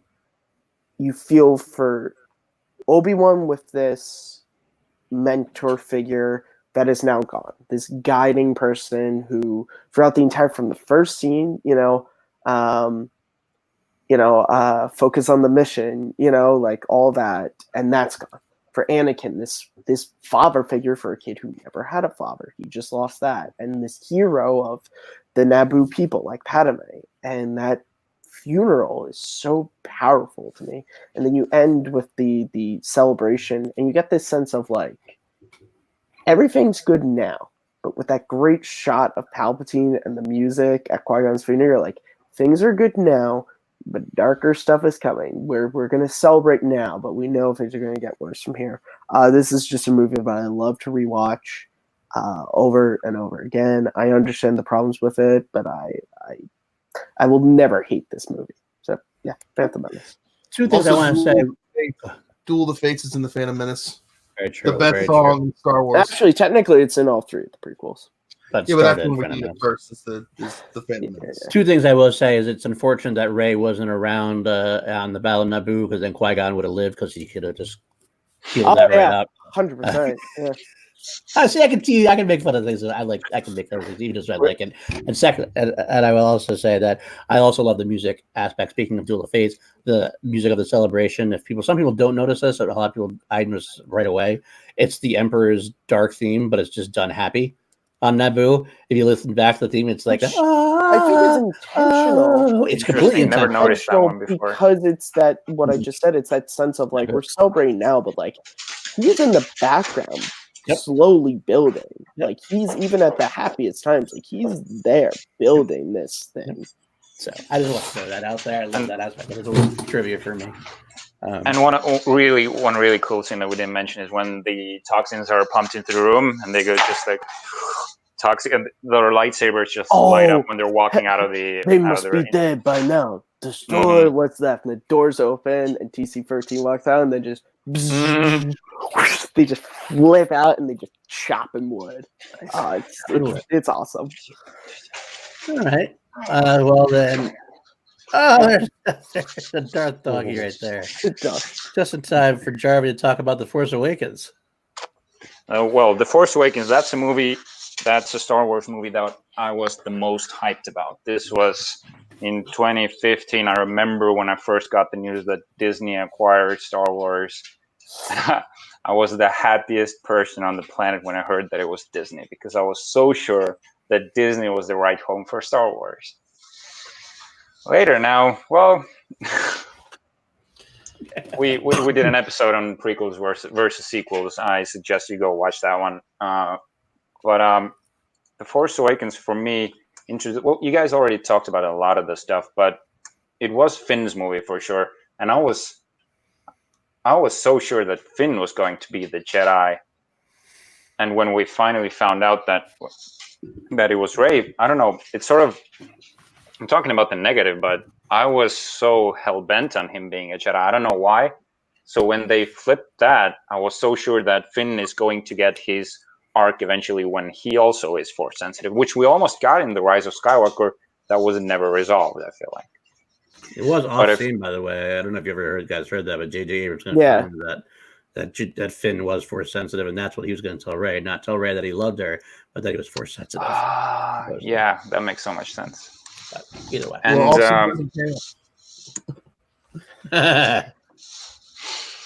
so I just want to talk about some really, like, I feel like everything you said I wanna echo, but the first scene in the movie when we see Kylo for the first time, the new music that's pretty much like Vader's music that's done for Kylo, that dun dun dun dun dun. And the first thing he does is he catches the blaster bolt. That is so friggin' cool. He holds the freaking blaster bolt for the entire scene, pretty much. And when they're wrapped up, it sort of just blasts in there. Everyone keeps talking how they don't think that Kylo was a badass and he was sort of like a whiny brat. For me, that was never the case. I was totally on board with him being the baddie, and well, the best version of Kylo was though in The Rise of Skywalker. And General Hux. We have to go back to General. This was the best movie where General Hux got to be his full evil self. The speech that he gives on Starkiller Base is one of the more entertaining moments in that movie. I can't get enough of it. It's so evil. It's so funny. It's over the top. It's very over the top. It is, but it works. I don't know why, but it just works for me. And the biggest thing in The Force Awakens is Harrison Ford. Harrison Ford in The Force Awakens, I was so afraid that he was going to be dialing, just like phoning it in. But he was Han. From the first scene he was on screen, he was Han Solo. There wasn't a minute that felt like he wasn't fully dialed in. I agree with that. Okay, so if that's good, we'll move on to Return of the Jedi for me and Billy. I will say that this was when I was a kid. This was my favorite film, my favorite Star Wars film, the whole original trilogy. It's only when as I got to be an adult that I started liking more of the other ones. But Return of the Jedi, I get the problems it does have. There are some. Han is a little less cool, per se, a little more slapsticky. But it didn't bother me as a kid, but I got it where that's why I slide down a little bit. But I will say the positive note that this movie has my favorite sequence in all of Star Wars, hands down. The throne room battle between Luke and Vader, from the moment when Luke is hiding and Vader taunts him out. Luke gets all dark-sidey for a moment, but then stops. And you have Luke saying, I'm a Jedi like my father before me. Palpatine's will be a Jedi. And then the Return of the Jedi, which is what's named the name of the film. A lot of people say, Return of the Jedi is Luke becoming. No, it's not Luke becoming a Jedi. It's the return of the Jedi, Anakin. And that moment where you have Vader going back and forth. Mm-hmm. And I know it's a blank mask.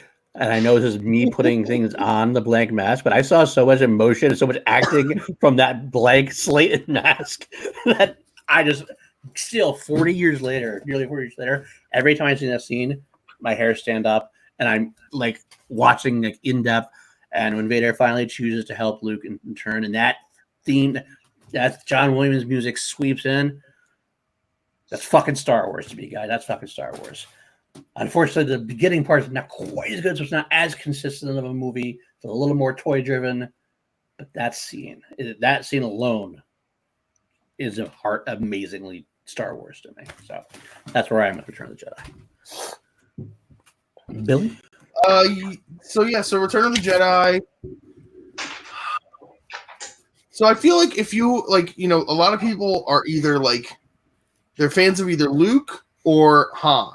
And they see themselves in one or the other. You're either Team Luke or Team Han, whatever. And if you like Luke Skywalker, then you like Return of the Jedi more than a lot of the other movies. And if you like Han Solo more, then you tend to like some of the other movies more than Return of the Jedi. That's why I slot Return of the Jedi number 4, because I was never the big Luke fan. Luke wasn't my guy.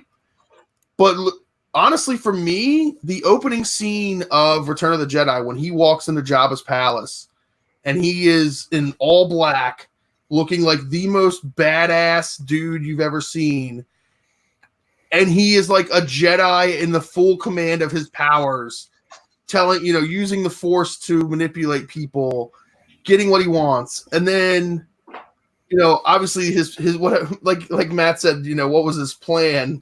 He didn't really have a plan, but still the Rancor was really cool looking. Mm-hmm. That was kind of cool, a cool little fight. I like the little fight at the Sarlacc pit where everything's just kind of going haywire, and you get Leia killing Jabba with her slave chain, which I thought was really funny and really cool. Boba Fett dying so quickly was why, or did he die? We don't know. Boba Fett falling into the Sarlacc pit, was what in the world? And then also we get Luke giving himself up so that he could try to go to turn his father back to the light side of the Force. And you get Palpatine at his most manipulative and his evilest. Like your friends, you can't. That whole like his. I'm whole afraid the theme- deflector shield will be quite operational once you come the right. It's good. Like, That's him. He's so weird. that whole thing. I love Han and Leia interaction in the forest, like when they're trying to put the deflector shield down. And Han cops a feel on Leia during the. You know, Oh my God. All right, he Ralph. was feeling her blaster. That's what he was feeling her. That's what he was. And then I like Lando piloting the Millennium Falcon. That was really cool. Like, it's so. I mean, it's Return of the Jedi. It's cool from start to finish. I don't like Ewoks, but you know, I was never. It's funny because I watched this when I was 9, and there's always like a rule that like if you were a kid when you saw the Ewoks, you liked the Ewoks. But apparently, I was never a kid because all the kid stuff, I'm always like, oh, whatever.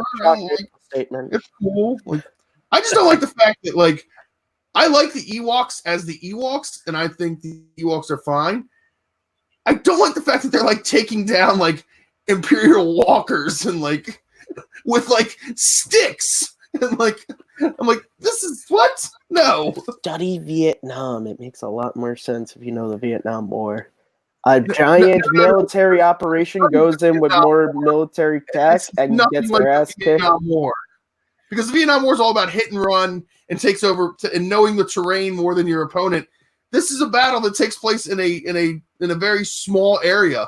As soon as the Ewoks show themselves, they should have just carpet bombed them, and that battle would have been over. Just like the U.S. did in Vietnam several times. All right. Well, okay. I hate that reference to Vietnam. It's nothing like Vietnam. Well, it is what Lucas was going for. He was trying to go for the guerrilla warfare aspect of it. Against the But that he doesn't do guerrilla warfare. I- He like come out of hiding, Ewok warfare. and then it's like a stand-up fight. teddy bear warfare instead of gorillas, right? Actually, not really. It's not really stand up because the stormtroopers running around and then like the Ewoks will like swing in and they'll run away and they'll use like the logs and everything. It's not as stand up as people think. The Ewoks never go like fist to cuff with the stormtroopers. They usually Yeah, do but they're not throw the hitting sticks running and the like, rocks and then over they run. thousands of miles. They're flying over. They're dropping the rocks. It's really not. It's in a small area. It's not like It's not in a hidden run. giant forest planet. How is that small or moon? Where does the fight takes place over the entire giant forest planet? We actually never. It's not like we do a giant pullback shot to see where it The is. fight takes place around where the Bunker. bunker is. That's where the fight takes place. Well, it takes place around the shield generator, which we don't know actually how far away the shield generator is from the bunker. It could be very far. We're getting heated. With the Ewoks and the Belfort. My life. All right. Well, that That's right. You just don't like it because you ranked it at number 12 or wherever you It was number 9. Thanks very much. Well, on that note, let's move forward. We'll get to number 3. Number 3 in our list now. This is one of the toughest ones for me. I had this at number 2 for a long time, but now it's number 3. I'm going to go with, this is where I put A New Hope. You guys are ridiculous with your freaking levels. I can't, just so you know, I can't be, my name cannot be put on this list when we finally get this. Because Revenge of the Sith is going to be in like the top 4. And it's going to be ridiculous. We'll get there. Billy, what do you got for your number 3? I have The Last Jedi. That's what I have at number 3. Ooh, I like that. I like that. That's very different from us, and that's great. Kernsey, what do you got? I have Rogue One, a Star Wars story. That's right. You haven't done Rogue One yet. That's I right. love this. I like it. And Jarvie. Well, here it comes. Empire Strikes Back. Wow. Number 3. Top 3. Wow. Top 3. Okay. No, not. No, that's. Very interesting. I mean, you put Star Wars at 6, so I guess nothing should really shock me at this point. All right. A New Hope. New Hope. I will actually say what Richard said, even though he put it at number 6. It is a flawless film to me. I mean, even the flaws work to its benefit. Like the stormtrooper hitting its head, it makes it more endearing. That's The fact that not a flaw. exactly. The fact that the creatures, especially the original edition, they were all kind of a little puppety looking, a little fake looking, still made me laugh and love the whole thing. It's a perfect adventure film. It's a perfect story of Joseph Campbell's mythic story. It's Flash Gordon, Buck Rogers in today's world. It's there's nothing wrong with this movie in any way, shape, or form. Some people knock the beginning as being a little slow. Maybe I never saw that. I saw Vader come in, and I was immediately like, "Holy shit, this is sweet." To meet Luke when I was a kid, I was Team Luke, which is probably why I was a Jedi Return of the Jedi fan. To your point, Billy, for the longest time, I did eventually slip over to when I got a little older. I became more of a Han fan because I was trying to be cool and I wanted to be cool like Han, and Han is fucking cool. But every character works. There's no character that doesn't work. From Peter Cushing, Carrie Fisher, Peter Mayhew as Chewbacca, Alec Guinness as Obi-Wan. The whole gamut is just. I can't say anything except for this is the film that I will say it. This is the film that has changed film more than any other film in history. Hands down, that's my opinion on that. I think that it's inspired so much. Box office blockbusters. I know Jaws came out first. I know that's something because it's summer blockbuster as well, but this is the one that really solidified and made sci-fi cool eventually. I think MCU owes a lot to Star Wars for the same reason. Jaws created the blockbuster. Star Wars defined it. That's exactly what it is. Jaws the first, but really defined it and made it. There's nothing I can say more about this film than it's one of the most flawless films I've seen. It's just done so much. And George Lucas, I bow at your altar. With that being said, I almost want to hear Jarvis take on Empire Strikes Back next, because that's when I want to get out of the way. My reasoning's pretty similar to A New Hope. There isn't. I could never catch the movie if I wanted to knock it down. It's just that the upper two have more effect on me. But The Empire Strikes Back is. Well,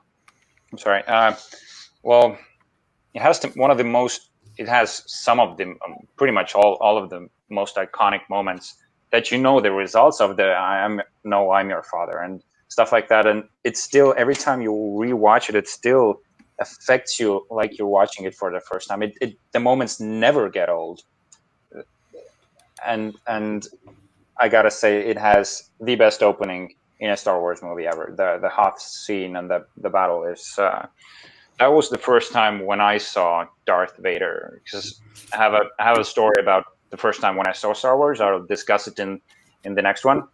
But the first time I saw Darth Vader is when he walks into the halls of Hoth, when the icy corridor is when he comes in, and that's that moment still. And the opening crawl, I don't know. This I feel like this movie would easily be number one, because I think it's a better movie than my 2 and 1, but the 2 and 1 have more affecting moments for me. Okay. Fair enough. All right, Maddie, why don't you go with your Rogue One? Yeah. So for a series of films, since its first entry called Star Wars, this is the first true war film we ever got. I think that's what I really like about it. I like the fact that it expands the galaxy. It takes something that was always a joke and a blot on Star Wars, which is, the Death Star. Why would they build it with a giant hole to blow it up? It tells you why. It gives you, and the reason makes all the sense in the world. I guess I'm strange in that I connected with the human characters. Most people I hear, they talk about how they only connected with the droid. And that's fine. I liked the characters and I connected with them, and I liked that little band that they formed. Love Krennic. Krennic's one of my favorite Star Wars villains. I've always described him as he's the Dr. Frankenstein of the Star Wars universe, building this great monster of death that he doesn't even understand, and then having it ultimately be his downfall is great. I love Tarkin the movie. I like Krennic and Tarkin's back and forth. Like, you like Tarkin more in New Hope when you see he's really shitty to Krennic, because Krennic spent all this time building this thing, and then Tarkin just comes in and takes it over. And I think, it's the war aspect that I love. Because all the other Star Wars movies, we're always following, either the people with the Force or the people who are friends with the Force and the laser swords. Here, it's it is. I mean, yes, we do get Chariot and Baze, but they aren't outwardly using the Force here. It's here we have just the boots on the ground troops. the hell that they go through fighting the stormtroopers. The Empire is scary in this movie, like they were scary in Empire Strikes Back. Like that stuff on Scarif. You are scared for those troopers when those doors open, that giant group of stormtroopers come out. And I think the biggest thing is I love this film. It's message of hope and this message of like we can't give up. You know, there's so many different, you know, make 10 men feel like 100, but the best is the very end when they transmit the plans and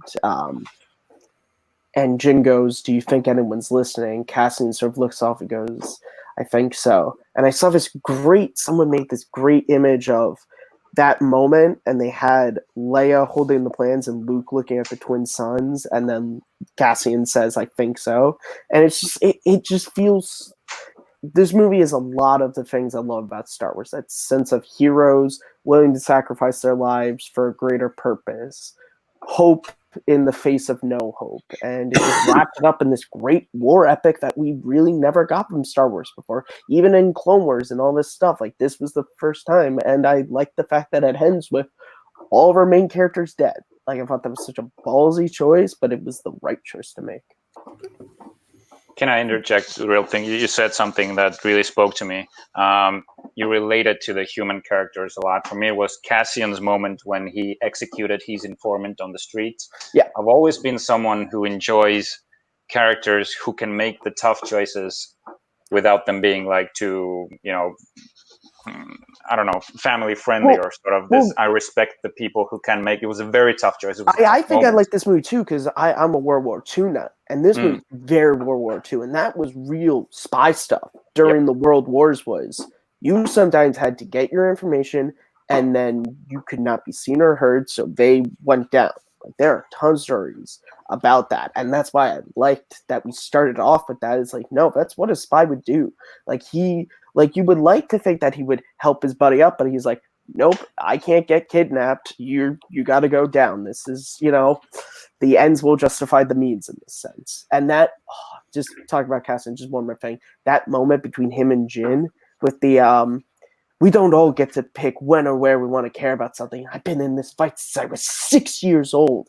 You're like, yes, there have been people since the Jedi Purge who have been living this hell of fighting in this rebellion. Like, and it he was is a not separatist. sunshine and rainbows.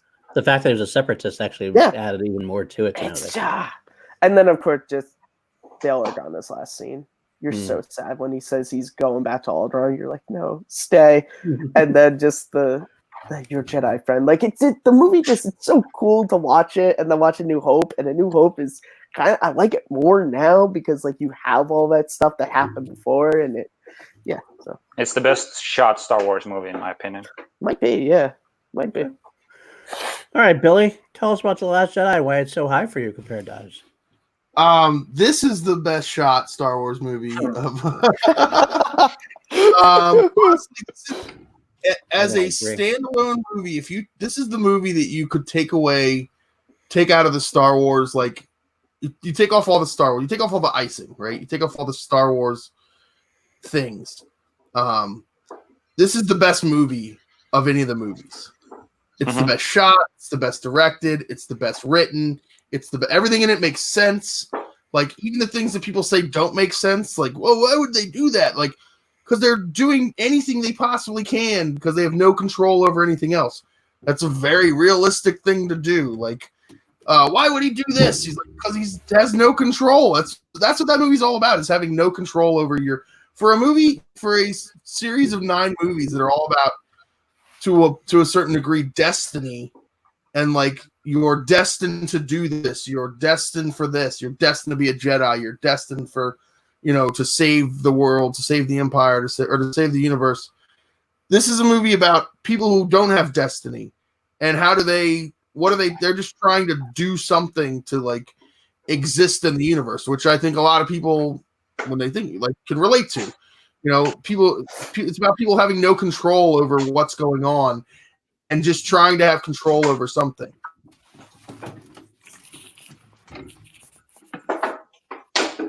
Maybe we lost Billy's mic. Yeah. No, he's actually, it's a bit lagging for him, so his video is behind Oh, there it is. of the audio. Let's He's reset. still here. He's still here. It's so funny. I just turned my head to move something, and then I didn't see that. Okay, so now we did I was lose him. done talking. Okay, let's try. All right, we're having him reset. Well, he actually brings up some good points when he comes back. Hopefully, come back stronger than ever. The Jedi. Okay, here he comes. But I like what he was saying. I agree with him that this might be the best shot film. I happen to agree. All right, Billy, you back? Are you good? Yeah, where did you lose me at? Okay. I don't think pretty much wrapped what you said. You heard everything you said, and like at the very, just the very yeah. end. Oh, okay. So the other thing with this movie is that I watched this movie 4 times in theaters. Mm-hmm. None of my own choice. Literally, it was other people who say, "We're going to see this movie. You're going with us," and I'm like, "Okay." And the first time I watched it, I did not like this movie at all. I hated it, and it's because of Canto Bight. Like literally, that scene just took me completely out of the movie. Like I was like, "What is the purpose of this? Why?" And then on like the 3rd and 4th viewing, when I like knew Canto Bight was coming and I was like accepted of it, like I was like, all right, this is gonna happen. Canto Bight's actually cool because you get to see all of these little things going on. It's kind of like it reminds me of like the end of Ready Player One, where they're just vomiting 80 references like over and over again on you. That's like Canto Bight. They're like it's just an overload of like visuals like that you like. Things are just happening. Things are happening in the background that you don't even realize are happening. Like, and like, so when I watched it like the 4th time, like you get the note, like I was like, I got to watch something that what haven't I seen before? And you see all these little things. Some of the humor at the beginning it's never good. Like I think they make a your mom joke or something like that. At the beginning Yeah, of they it. do. Oh, What is like? Who would ever do like that's not even good if this was like a Beverly Hills Cop movie. Like what this is just like that's really the only thing that's to this day I'm still like this is just dumb. All the little kids being force sensitive I was fine with. I'm like because it never made sense to me that there are only like 3 people in the universe who can use the Force. Even if you tried to kill every Jedi ever, like genetically you're still gonna have genes of like to be able to use the Force. There's gonna be some midichlorians that are swirling around in somebody's gene pool. And agreed. Also the throne room fight scene is fantastic. Some people don't like the fact that they killed Snoke so soon. I didn't care because I didn't care about Snoke. Like we didn't know who Snoke was. Like, or I didn't know who Snoke was. Like maybe he's off screen or in other books or something. Apparently there's books. People read books. I don't know. Maybe he's in other things. Maybe there's some comic book Snoke stuff. But as far as the movies go, we didn't even know who he was. So, and also, we also got that resolved in The Rise of Skywalker, where Kylo Ren just wants to get rid of everybody because he wants to be the power in the universe. So that killing Snoke makes more sense now. Great. The Rise of Skywalker, Rise of Skywalker made Last Jedi better, even though some people say like that JJ was like undercutting Rian Johnson, but I thought it like all the stuff he was trying to undercut just made me appreciate it more. The one thing I wish would have happened, and this isn't because I like the character of Rose, I thought she brought something different to the movie. I thought she should have sacrificed herself to save Finn because that would have been an excellent resolution of her storyline, and it also would have given Finn something to like. Finn has no motivation. That's one of the things of like, what is Finn's motivation for doing anything? Yeah. He doesn't have it. That would have given him some motivation to do things in these movies. Right. But yeah, I love The Last Jedi. I think it's great. Fair enough. It's gotten better on rewatch. So maybe I just need to go back and rewatch some movies. Like maybe I'll rewatch Revenge of the Sith 50 times and I'll figure it out. That's probably a segue. There you go. Well, speaking of which, let's go to number 2. Number two of all time for me. My runner-up. And this is where I slot Revenge of the Sith. Yes. Shocking. I know there is no way you could ever have it at number 1, so this is a big win. Oh, there's a way. There's a way. Number 2 for you, Billy. Number 2 is A New Hope. Okay. Currency. Wrath of Khan. Oh, one less. A New Hope. Okay, and Jarvie. Return of the Jedi. Okay. Oh my God. Are Now, you kidding me? This is actually the one that switches for me as it goes along. Revenge of the Sith and Return of the Jedi. I'm a fan of the third in the trilogy, usually the movies that wrap things up. I know that in this case I rated The Force Awakens higher than The Rise of Skywalker, but usually, like, if you go Return of the King, Revenge of the Sith, Return of the Jedi. So what Paul said that his most favorite Star Wars moment, the Luke and Vader fight. There's a story that you Kearns have probably heard. It's how I got introduced to Star Wars for the first time in my life. This was back when I was 5 years old. It was middle of the night. I was just sleeping. My father burst through the door, woke me up in the middle of the night, like 2 a.m. or something. Great parenting. Said, really cool scene on, come watch quick. I was like, what's going on? All right, I'm coming. She's like super like confused, and I'm in front of the television, and I'm just seeing a green and a red stick clashing. Something's going on. I'm like, no idea what's happening. Looks freaking cool, and I want to see more. And that's the moment when I started to get interested. I watched all of the original trilogy movies. I wasn't that big of a fan yet, but I knew I loved the lightsaber battles. So this is where the love for prequels came in, the age that I actually started consuming movies and understanding movies and loving the lightsaber battles. But we're talking about Return of the Jedi. One of the greatest moments and one of my favorite lines in Star Wars is that I'm a Jedi like my father before me. That's something that makes the entire movie for me. And you talked about when Luke goes into Jabba's palace, the way he talks. You said that he has no plan, but the way he talks, he's so confident of his powers, of himself. He knows he's a Jedi now, and just the way he speaks and walks in, everything oozes confidence, and him being a powerful Jedi now. Oh, he has confidence. He just has no real smart plan to back it up. But it works. It works. It does work. And I also kind of like the fact that we were talking about ancillary villains with Denuzio a few episodes ago, and we talked about Jabba the Hutt. And Jabba is a freaking powerful villain. He resists Luke's mind trick. So that's something in itself. People have been talking about how can this slug be this all-powerful mob boss, but he's got some moves.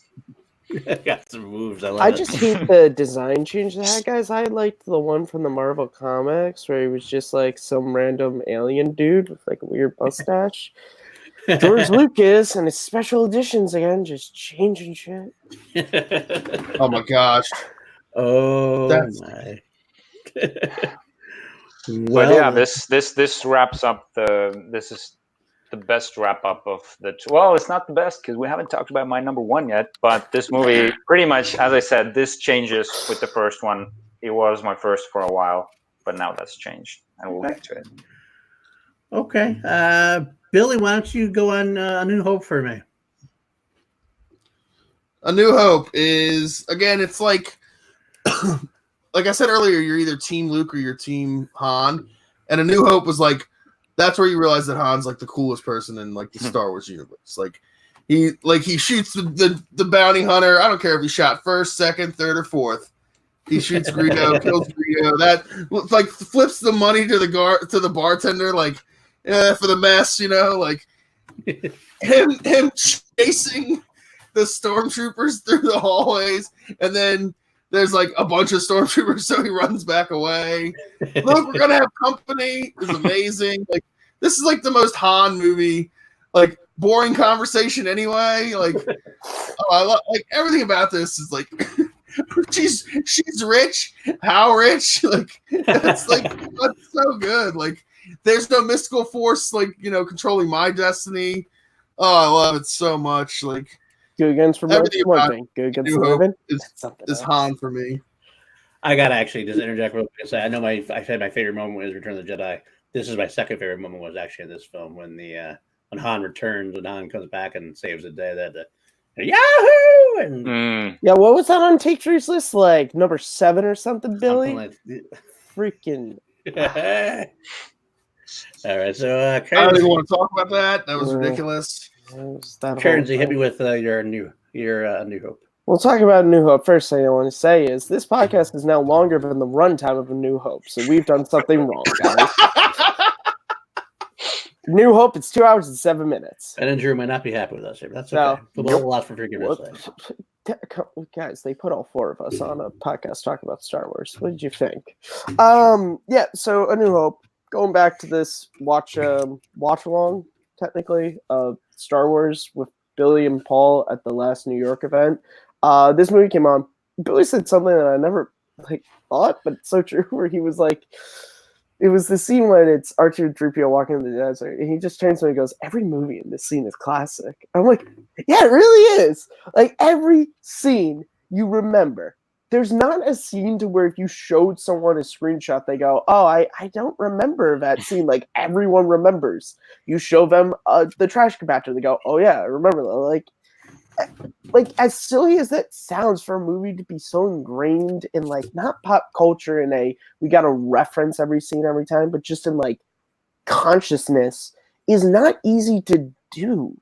Like that's not an easy thing to do, particularly for a movie from a director who had one failed project and one good project and was making a movie that everyone was going, this movie's not going to work. The crew was like, what the hell are we doing? The cast was like drinking and smoking and ad-libbing because they just had to get through it.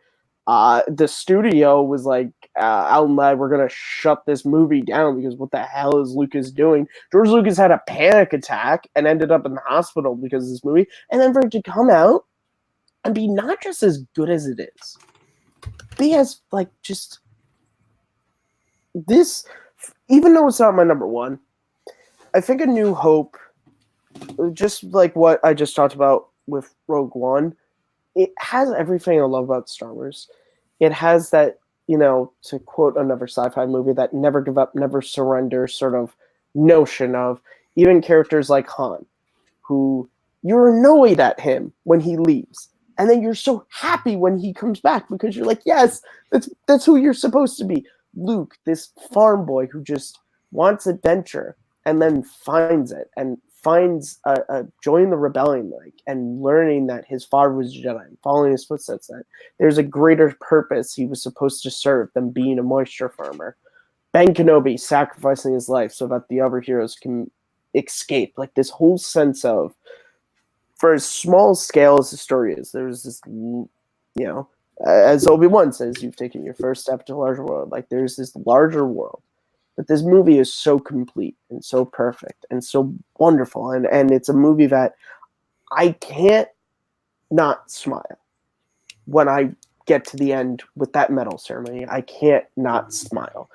And it's not just because the music is great and because all the other characters are smiling. It's because the 2 hours and 5 minutes you've spent with these characters and in this universe, you just are so happy that through everything they've been through, they won. And no matter how many additions come out, no matter how many McClunkies are added, the base story of this movie can never be screwed with because it took its inspiration from classic stories, from King Arthur to Robin Hood to spaghetti westerns, and created this new world that, although it's new, it feels so familiar to everyone. Even kids growing up now can watch this movie. And it's so classic, and it's a wonderful, wonderful movie. Agreed on every aspect there. So I will hit my number 2 now, and the reason why I did that is because it's going to connect with Jeremy's number 1. It slaps, yo! Revenge of the Sith. The reason why I love this so much is because it comes. That's really turned to leave. Oh, man. Why do I love this film like I do? I can't even fully explain it, but I'll tell you, I'll try. It has the best story, I think, of the whole thing. It's the typical moment of the archetypal moment of the saga. It's the fall of Anakin Skywalker, the birth of Darth Vader. Yes, I know the dialogue's not the greatest at times, but there's so much to it that's so beautiful. This is my favorite John Williams score. I love every aspect. There's so many dark moments, so many happy moments, so many cues. This is Ewan McGregor at his finest in Obi-Wan. This has my second favorite, I should say, lightsaber battle, Anakin Obi-Wan, where they worked their asses off for months to make this beautiful choreographed, speed-driven fight. To the point where some people complained about it, that it was too fast, that they couldn't see it. I'm like, that's what makes it so great. Two Jedi at the peak of their powers who know each other so well. Wow. From Order 66 on, I am engrossed entirely. Before that, I'm still in there. I love the space battle. I love everything else. I love Grievous versus Obi-Wan. But that Order 66 moment just hits me like no other. The death of the Jedi. It's like the death of an era. And yet, despite all that seriousness, what is almost as important is just the beatability and the quotes and the fun and the over-the-top. Ian McDiarmid as Palpatine is just legendary, and I can quote him all day. No, you will die. Joy. And his cackling, like Yoda's fall over the place. He's like, ah! My wife, Kim, and I actually joke every time after she's lighting his Mace Windu. He almost has it's almost like a sexual orgasmic feeling. He's like, Okay, so you gotta talk about the Jimmy Smits moment as well. I will. I should. I'm about to ruin Vengeance even further. Wait your turn, Darby. You get it at your number one. I remember this is something I actually ruined just a little bit for Richard at this point. There's a weird moment in this movie. During the end part. Weird moment in this movie? This is weird and weird. The ending sequence where Bail Organa, Obi-Wan, and Yoda are sitting around the table. They're discussing what they're going to do with Luke and Leia.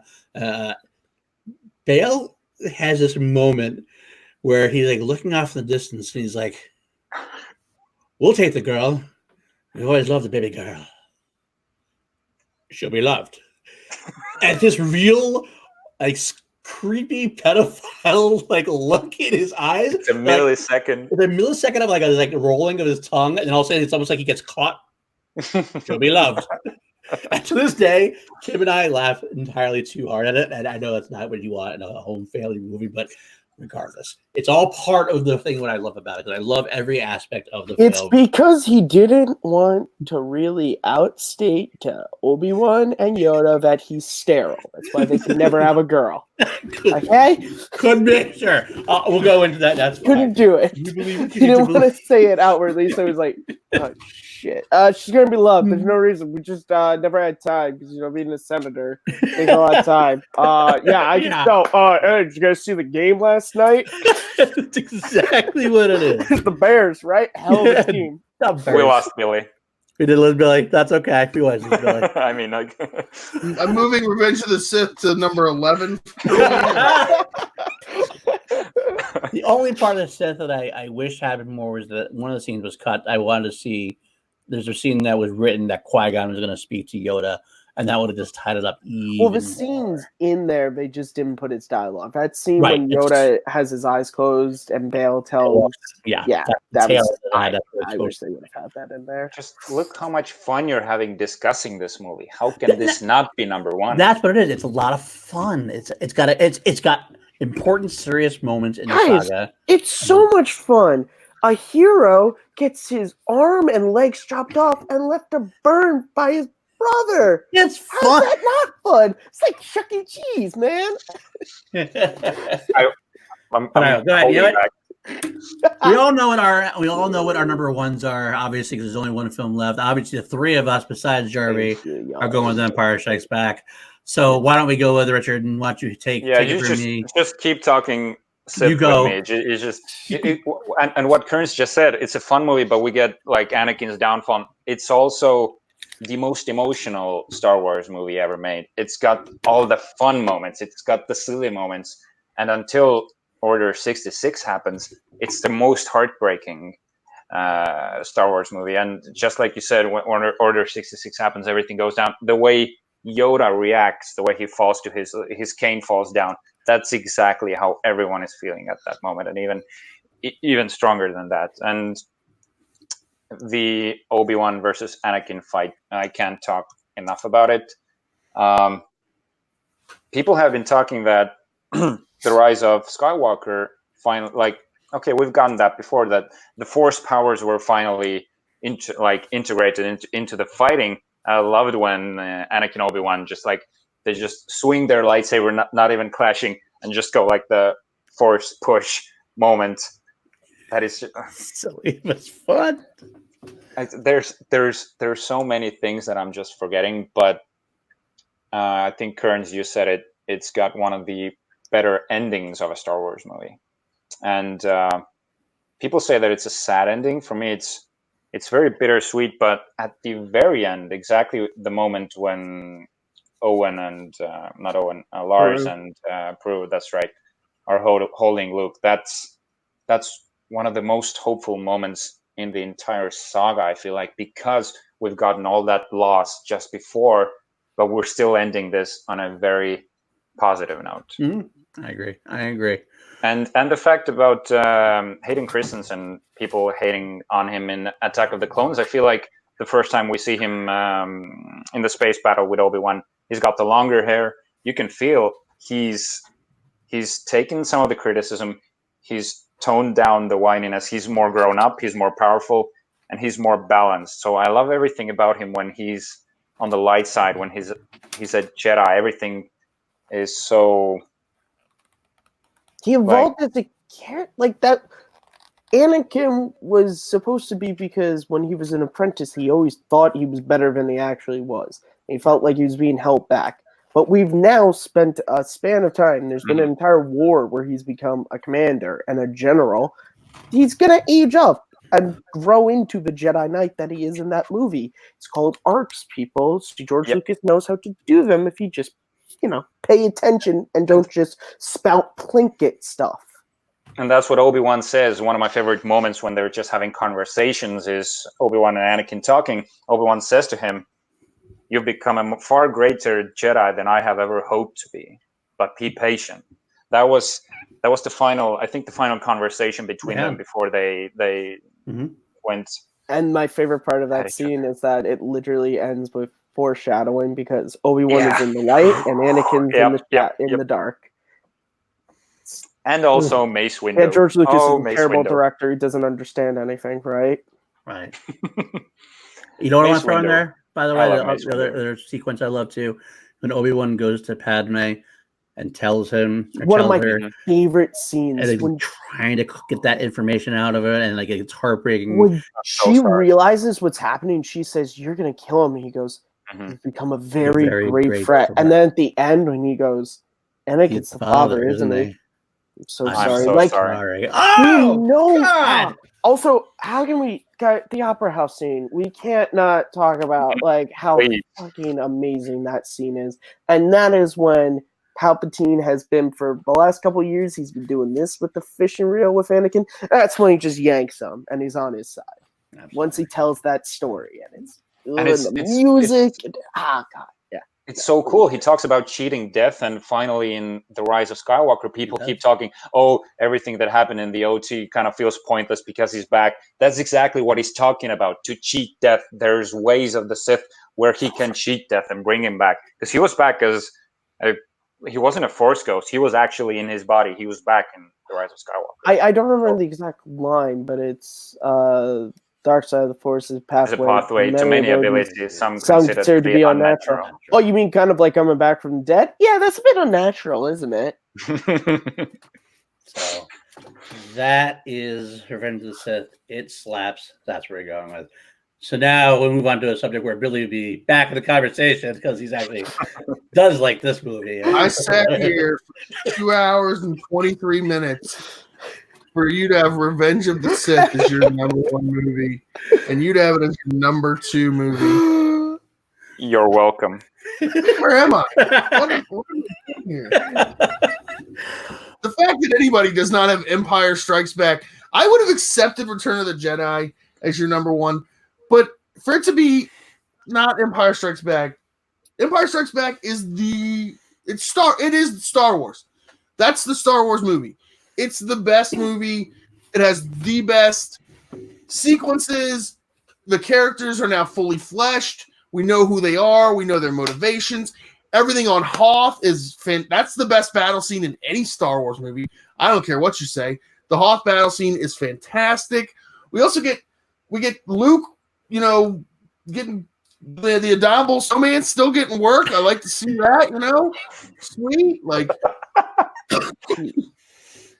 everything. I mean, also all of the stuff that gets resolved in Return of the Jedi that Jarvi loves, all of like the winning in Return of the Jedi, the none of that happens without being at the lowest point where we are at the end of Empire Strikes Back. Han Solo might be dead, is definitely in carbonite. Luke is missing a hand, is just found out that his father is the evilest person, second evilest person in the universe. And that Ben Kenobi lied to him. Yeah, Ben Kenobi lied to the one person he thought he could trust. The broke one that connection he had to his father. What he told him was to him true about who his father was from a certain point of view. Okay. So you that's guys want to talk about retconning the sequels? Can we talk about that line? That's the one thing I think is also kind of missing from The Last Jedi is that we never got to like that point. Like that's the point where we should have been. I felt like at The Last Jedi was that we were at the lowest point. We didn't get to the lowest point really until almost the end of Rise of Skywalker in the new ones. We were at our lowest point at the end of Empire Strikes Back. Mm-hmm. The good guys were not going to win. We were like, there's no way they're going to win. They can't win. How could they possibly? Every time they try to win, they get beat down. Absolutely. And that sets up everything that's the yay we won and Return of the Jedi. I will just say this point blank out. This is my favorite movie of all time.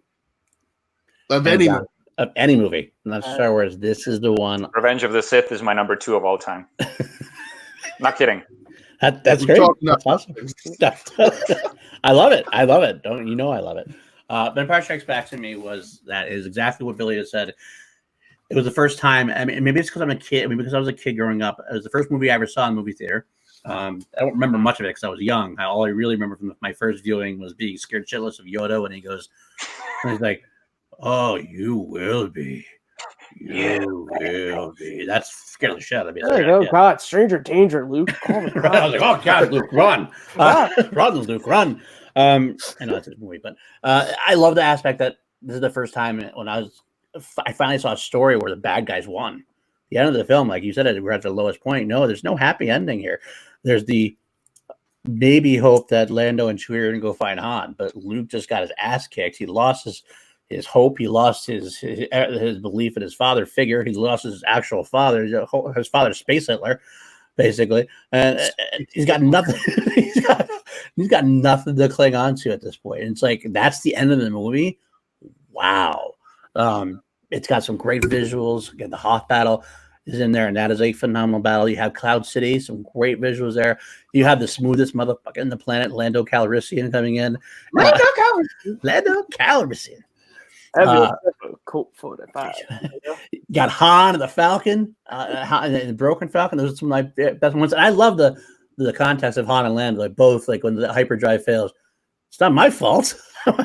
They both get that moment. It's not my fault. They told me they fixed it. And then one of my favorite fist pump moments is everybody's going to, I should say, everybody's going to talk about the I'm your father moment, which is, of course, phenomenal. It's almost to the point where you don't have to talk about it because it's that well ingrained. But one of my favorite fist pump moments of the whole movie is when you discover that Leia, before you discover that Leia is a Skywalker, that Leia is Luke's sister, Leia has the Force.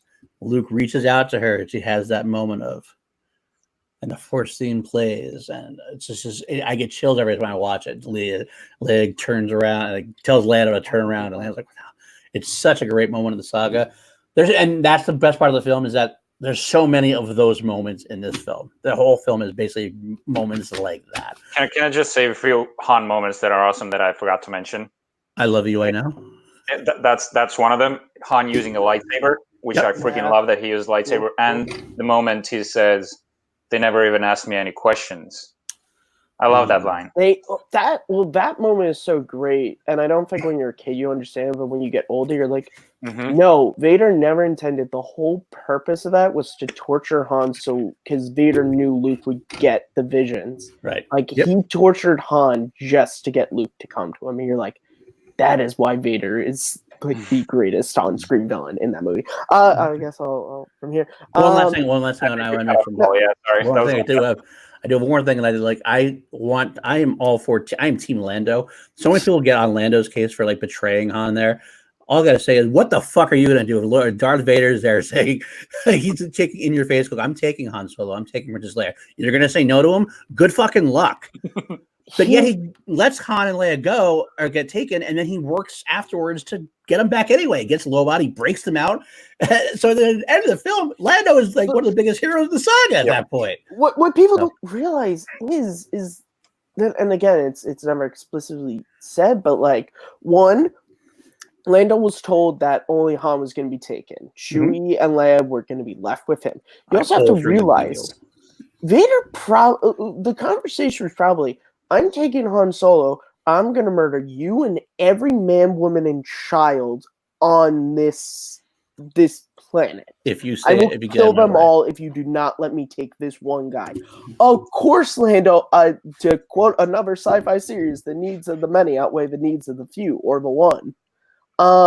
Yeah, so Lando, like, it's understandable. That is, however, a great moment when he lets Chewie's binders go, and Chewie just immediately starts choking him and Leia. Oh yeah, he had no choice. Like, this is my favorite movie of all time. We're kind of short on time, so I'll quickly just say, Han and Leia are amazing. They're Carrie Fisher. This is my favorite. Leia is in this movie. She has the leadership. She has the spelling. She has everything that makes people love this character. But it's all Luke. Luke is what I love about the movie. I love Mark Hamill's acting. He's acting with puppets and with insects and with an Alec Guinness that wasn't there. And it's his whole story of believing something and then sort of losing that. And what does that do to a person? He believes that, he can go and help his friends, and then that fails. And he's believed that his father was this great Jedi, only to find out that his father is actually, because we don't know the Emperor, is the most evil thing in the universe, that Ben Kenobi lied to him. And where does that leave you? And this fact that Luke still is a hero. Okay. And I'm really trying to not crap on Last Jedi, but like that's why his story in Last Jedi I didn't like, because in Empire everything goes wrong for him and he still is gonna find Han, and he's not gonna run, and he's not gonna give up. Again, to the people who love it, but that's the reason why I feel the way I feel about that. It's just Luke's amazing, and also just like the greatest Han Solo moment ever happens in Empire, and it's your tauntaun will freeze before you reach the first marker, then I'll see you in hell. Like the character who literally said, I don't care about your revolution, I'm in it for the money, literally saying, my friend is going to die on this storm, I don't care if I die, I'm going to go and get him. It's perfect. The movie is perfect. It is perfect. Simple. That's where we'll wrap up. I will quickly go through our unified list because I've been tabulating this whole entire time. Coming in at number 11 for us, not surprisingly, is Star Wars Episode 2, Attack of the Clones. Coming in just after that, just above that, I should say, Solo, A Star Wars Story. We're following Collider's list at the moment. We are. Oh my god. And guess what's next? The Last Jedi is next on our list. Man. That is where The Last Jedi is. Number. Wow, that's really low. That's low. Coming in next. The Rise of Skywalker. That's where that falls. Yeah. A little lower. Okay. Coming after that, The Phantom Menace. A lot higher than a lot of people would have thought, possibly. Not all the Collider's list anymore. That's true. Nope. After that, The Force Awakens, just about The Phantom Menace. Barely. So at what number are we? 11, 10, 9, 8, 7, 6. That's number 6. Force Awakens is number 6. Number 5, we have, where is it? Rogue One, a Star Wars story at number 5. I like it. That's my 5. Number 4, Return of the Jedi. Okay, could be higher. That's okay, Billy though. Belford is really upset. He's blowing up a gasket here. This fucking movie's in the top 3. That's where it is. The top 30 is number 3. Jesus. Basically, All right. because I can Belford live was with that. so low, It's because of Billy. which means You can live with that? which means I unsurprisingly, can't. our top 2. Number 2 is A New Hope, and number 1. Jarvis tried to sandbag it by putting it like number 5. He did. He tried, but he failed. And that means the number 1 film of our list, the Sporadic Council votes. Not surprising to anyone, but I love how he got there. The greatest film of all time, in my estimation, The Empire Strikes Back. That's all the time we have, folks. It is now 2.5 hours. I mean, I can't believe we're on 2.5 hours. Come on, because nobody wants to listen to Star Wars for 2.5 hours. It's ridiculous. It's not worth it, right? Maybe. I don't know. Isn't it about the runtime of Last Jedi? It could be. It could be. It could be. And yet here we are. And yet I hope people are going to watch us. So. Also, if you love the Rise of Skywalker, or not Rise of Skywalker, the Revenge of the Sith, do not send me anything on Twitter. I don't care. All right? Don't value your Please opinion. Don't at him. Please attack him on Twitter They're with like all the Jarvis' Sith opinion on it, memes. and Paul's and Matt's. Bring it on me. Nobody else. Bring it on me. Bring it on me. That's what we said. Okay, Maddie, where can we find you on the social media and everything else? You guys can find me at Kearns_Matthew on Twitter, MattMovies611 on YouTube and WordPress, and the most important place you can find me is the YouTube channel Take 3 Productions. I do a lot of stuff over there, but the biggest thing I do is I host a video essay series called Second Look, where I take a bunch of movies that I love that most people don't like, and I talk about the reasons why you should give the film a second or third viewing, maybe, or just revisit the film. I recently just covered Attack of the Clones and Revenge of the Sith. In the future, I will be covering Solo Star Wars Story. So if you want to hear more of my in-depth thoughts about that. And also, just to pimp this out, it's old, but my documentary, They're More Than Films, Star Wars Fandom, Paul and Richard were a part of it. Go check that out on the YouTube channel, Matthew Kearns. Awesome. Darth Billy Belford, where can we find you? Obviously not watching Revenge of the Sith, but where can we find you otherwise? You can find me at Mr. Billy Belford on Twitter. I swear to God, if you at me about freaking Revenge of the Sith. I hope they do. I hope they do. Richard, how about you?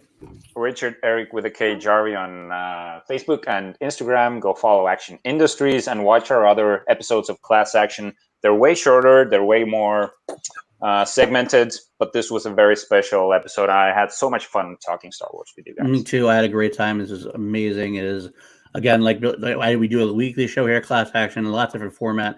But come check it out. It's kind of cool. You go to the last one we did, which was the prequel versus the sequels.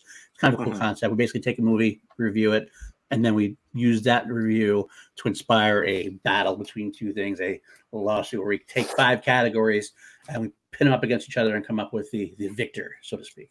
And you can also find me on Call to Action, doing Schmodown stuff. We also hopefully a future award-winning podcast, as we say as we go. And besides that, you can also find me running the Team Action Patreon, patreon.com/Team Action. A lot of happy tiers there to learn about Schmodown stuff, to learn about the Commanding the Army game we do. A lot of material. It's great fun, and become a general. You won't regret it. That's what I'm saying. That's where to end here. I love you all. I had a great old time. And as we say here in Action Industries, we salute you. Don't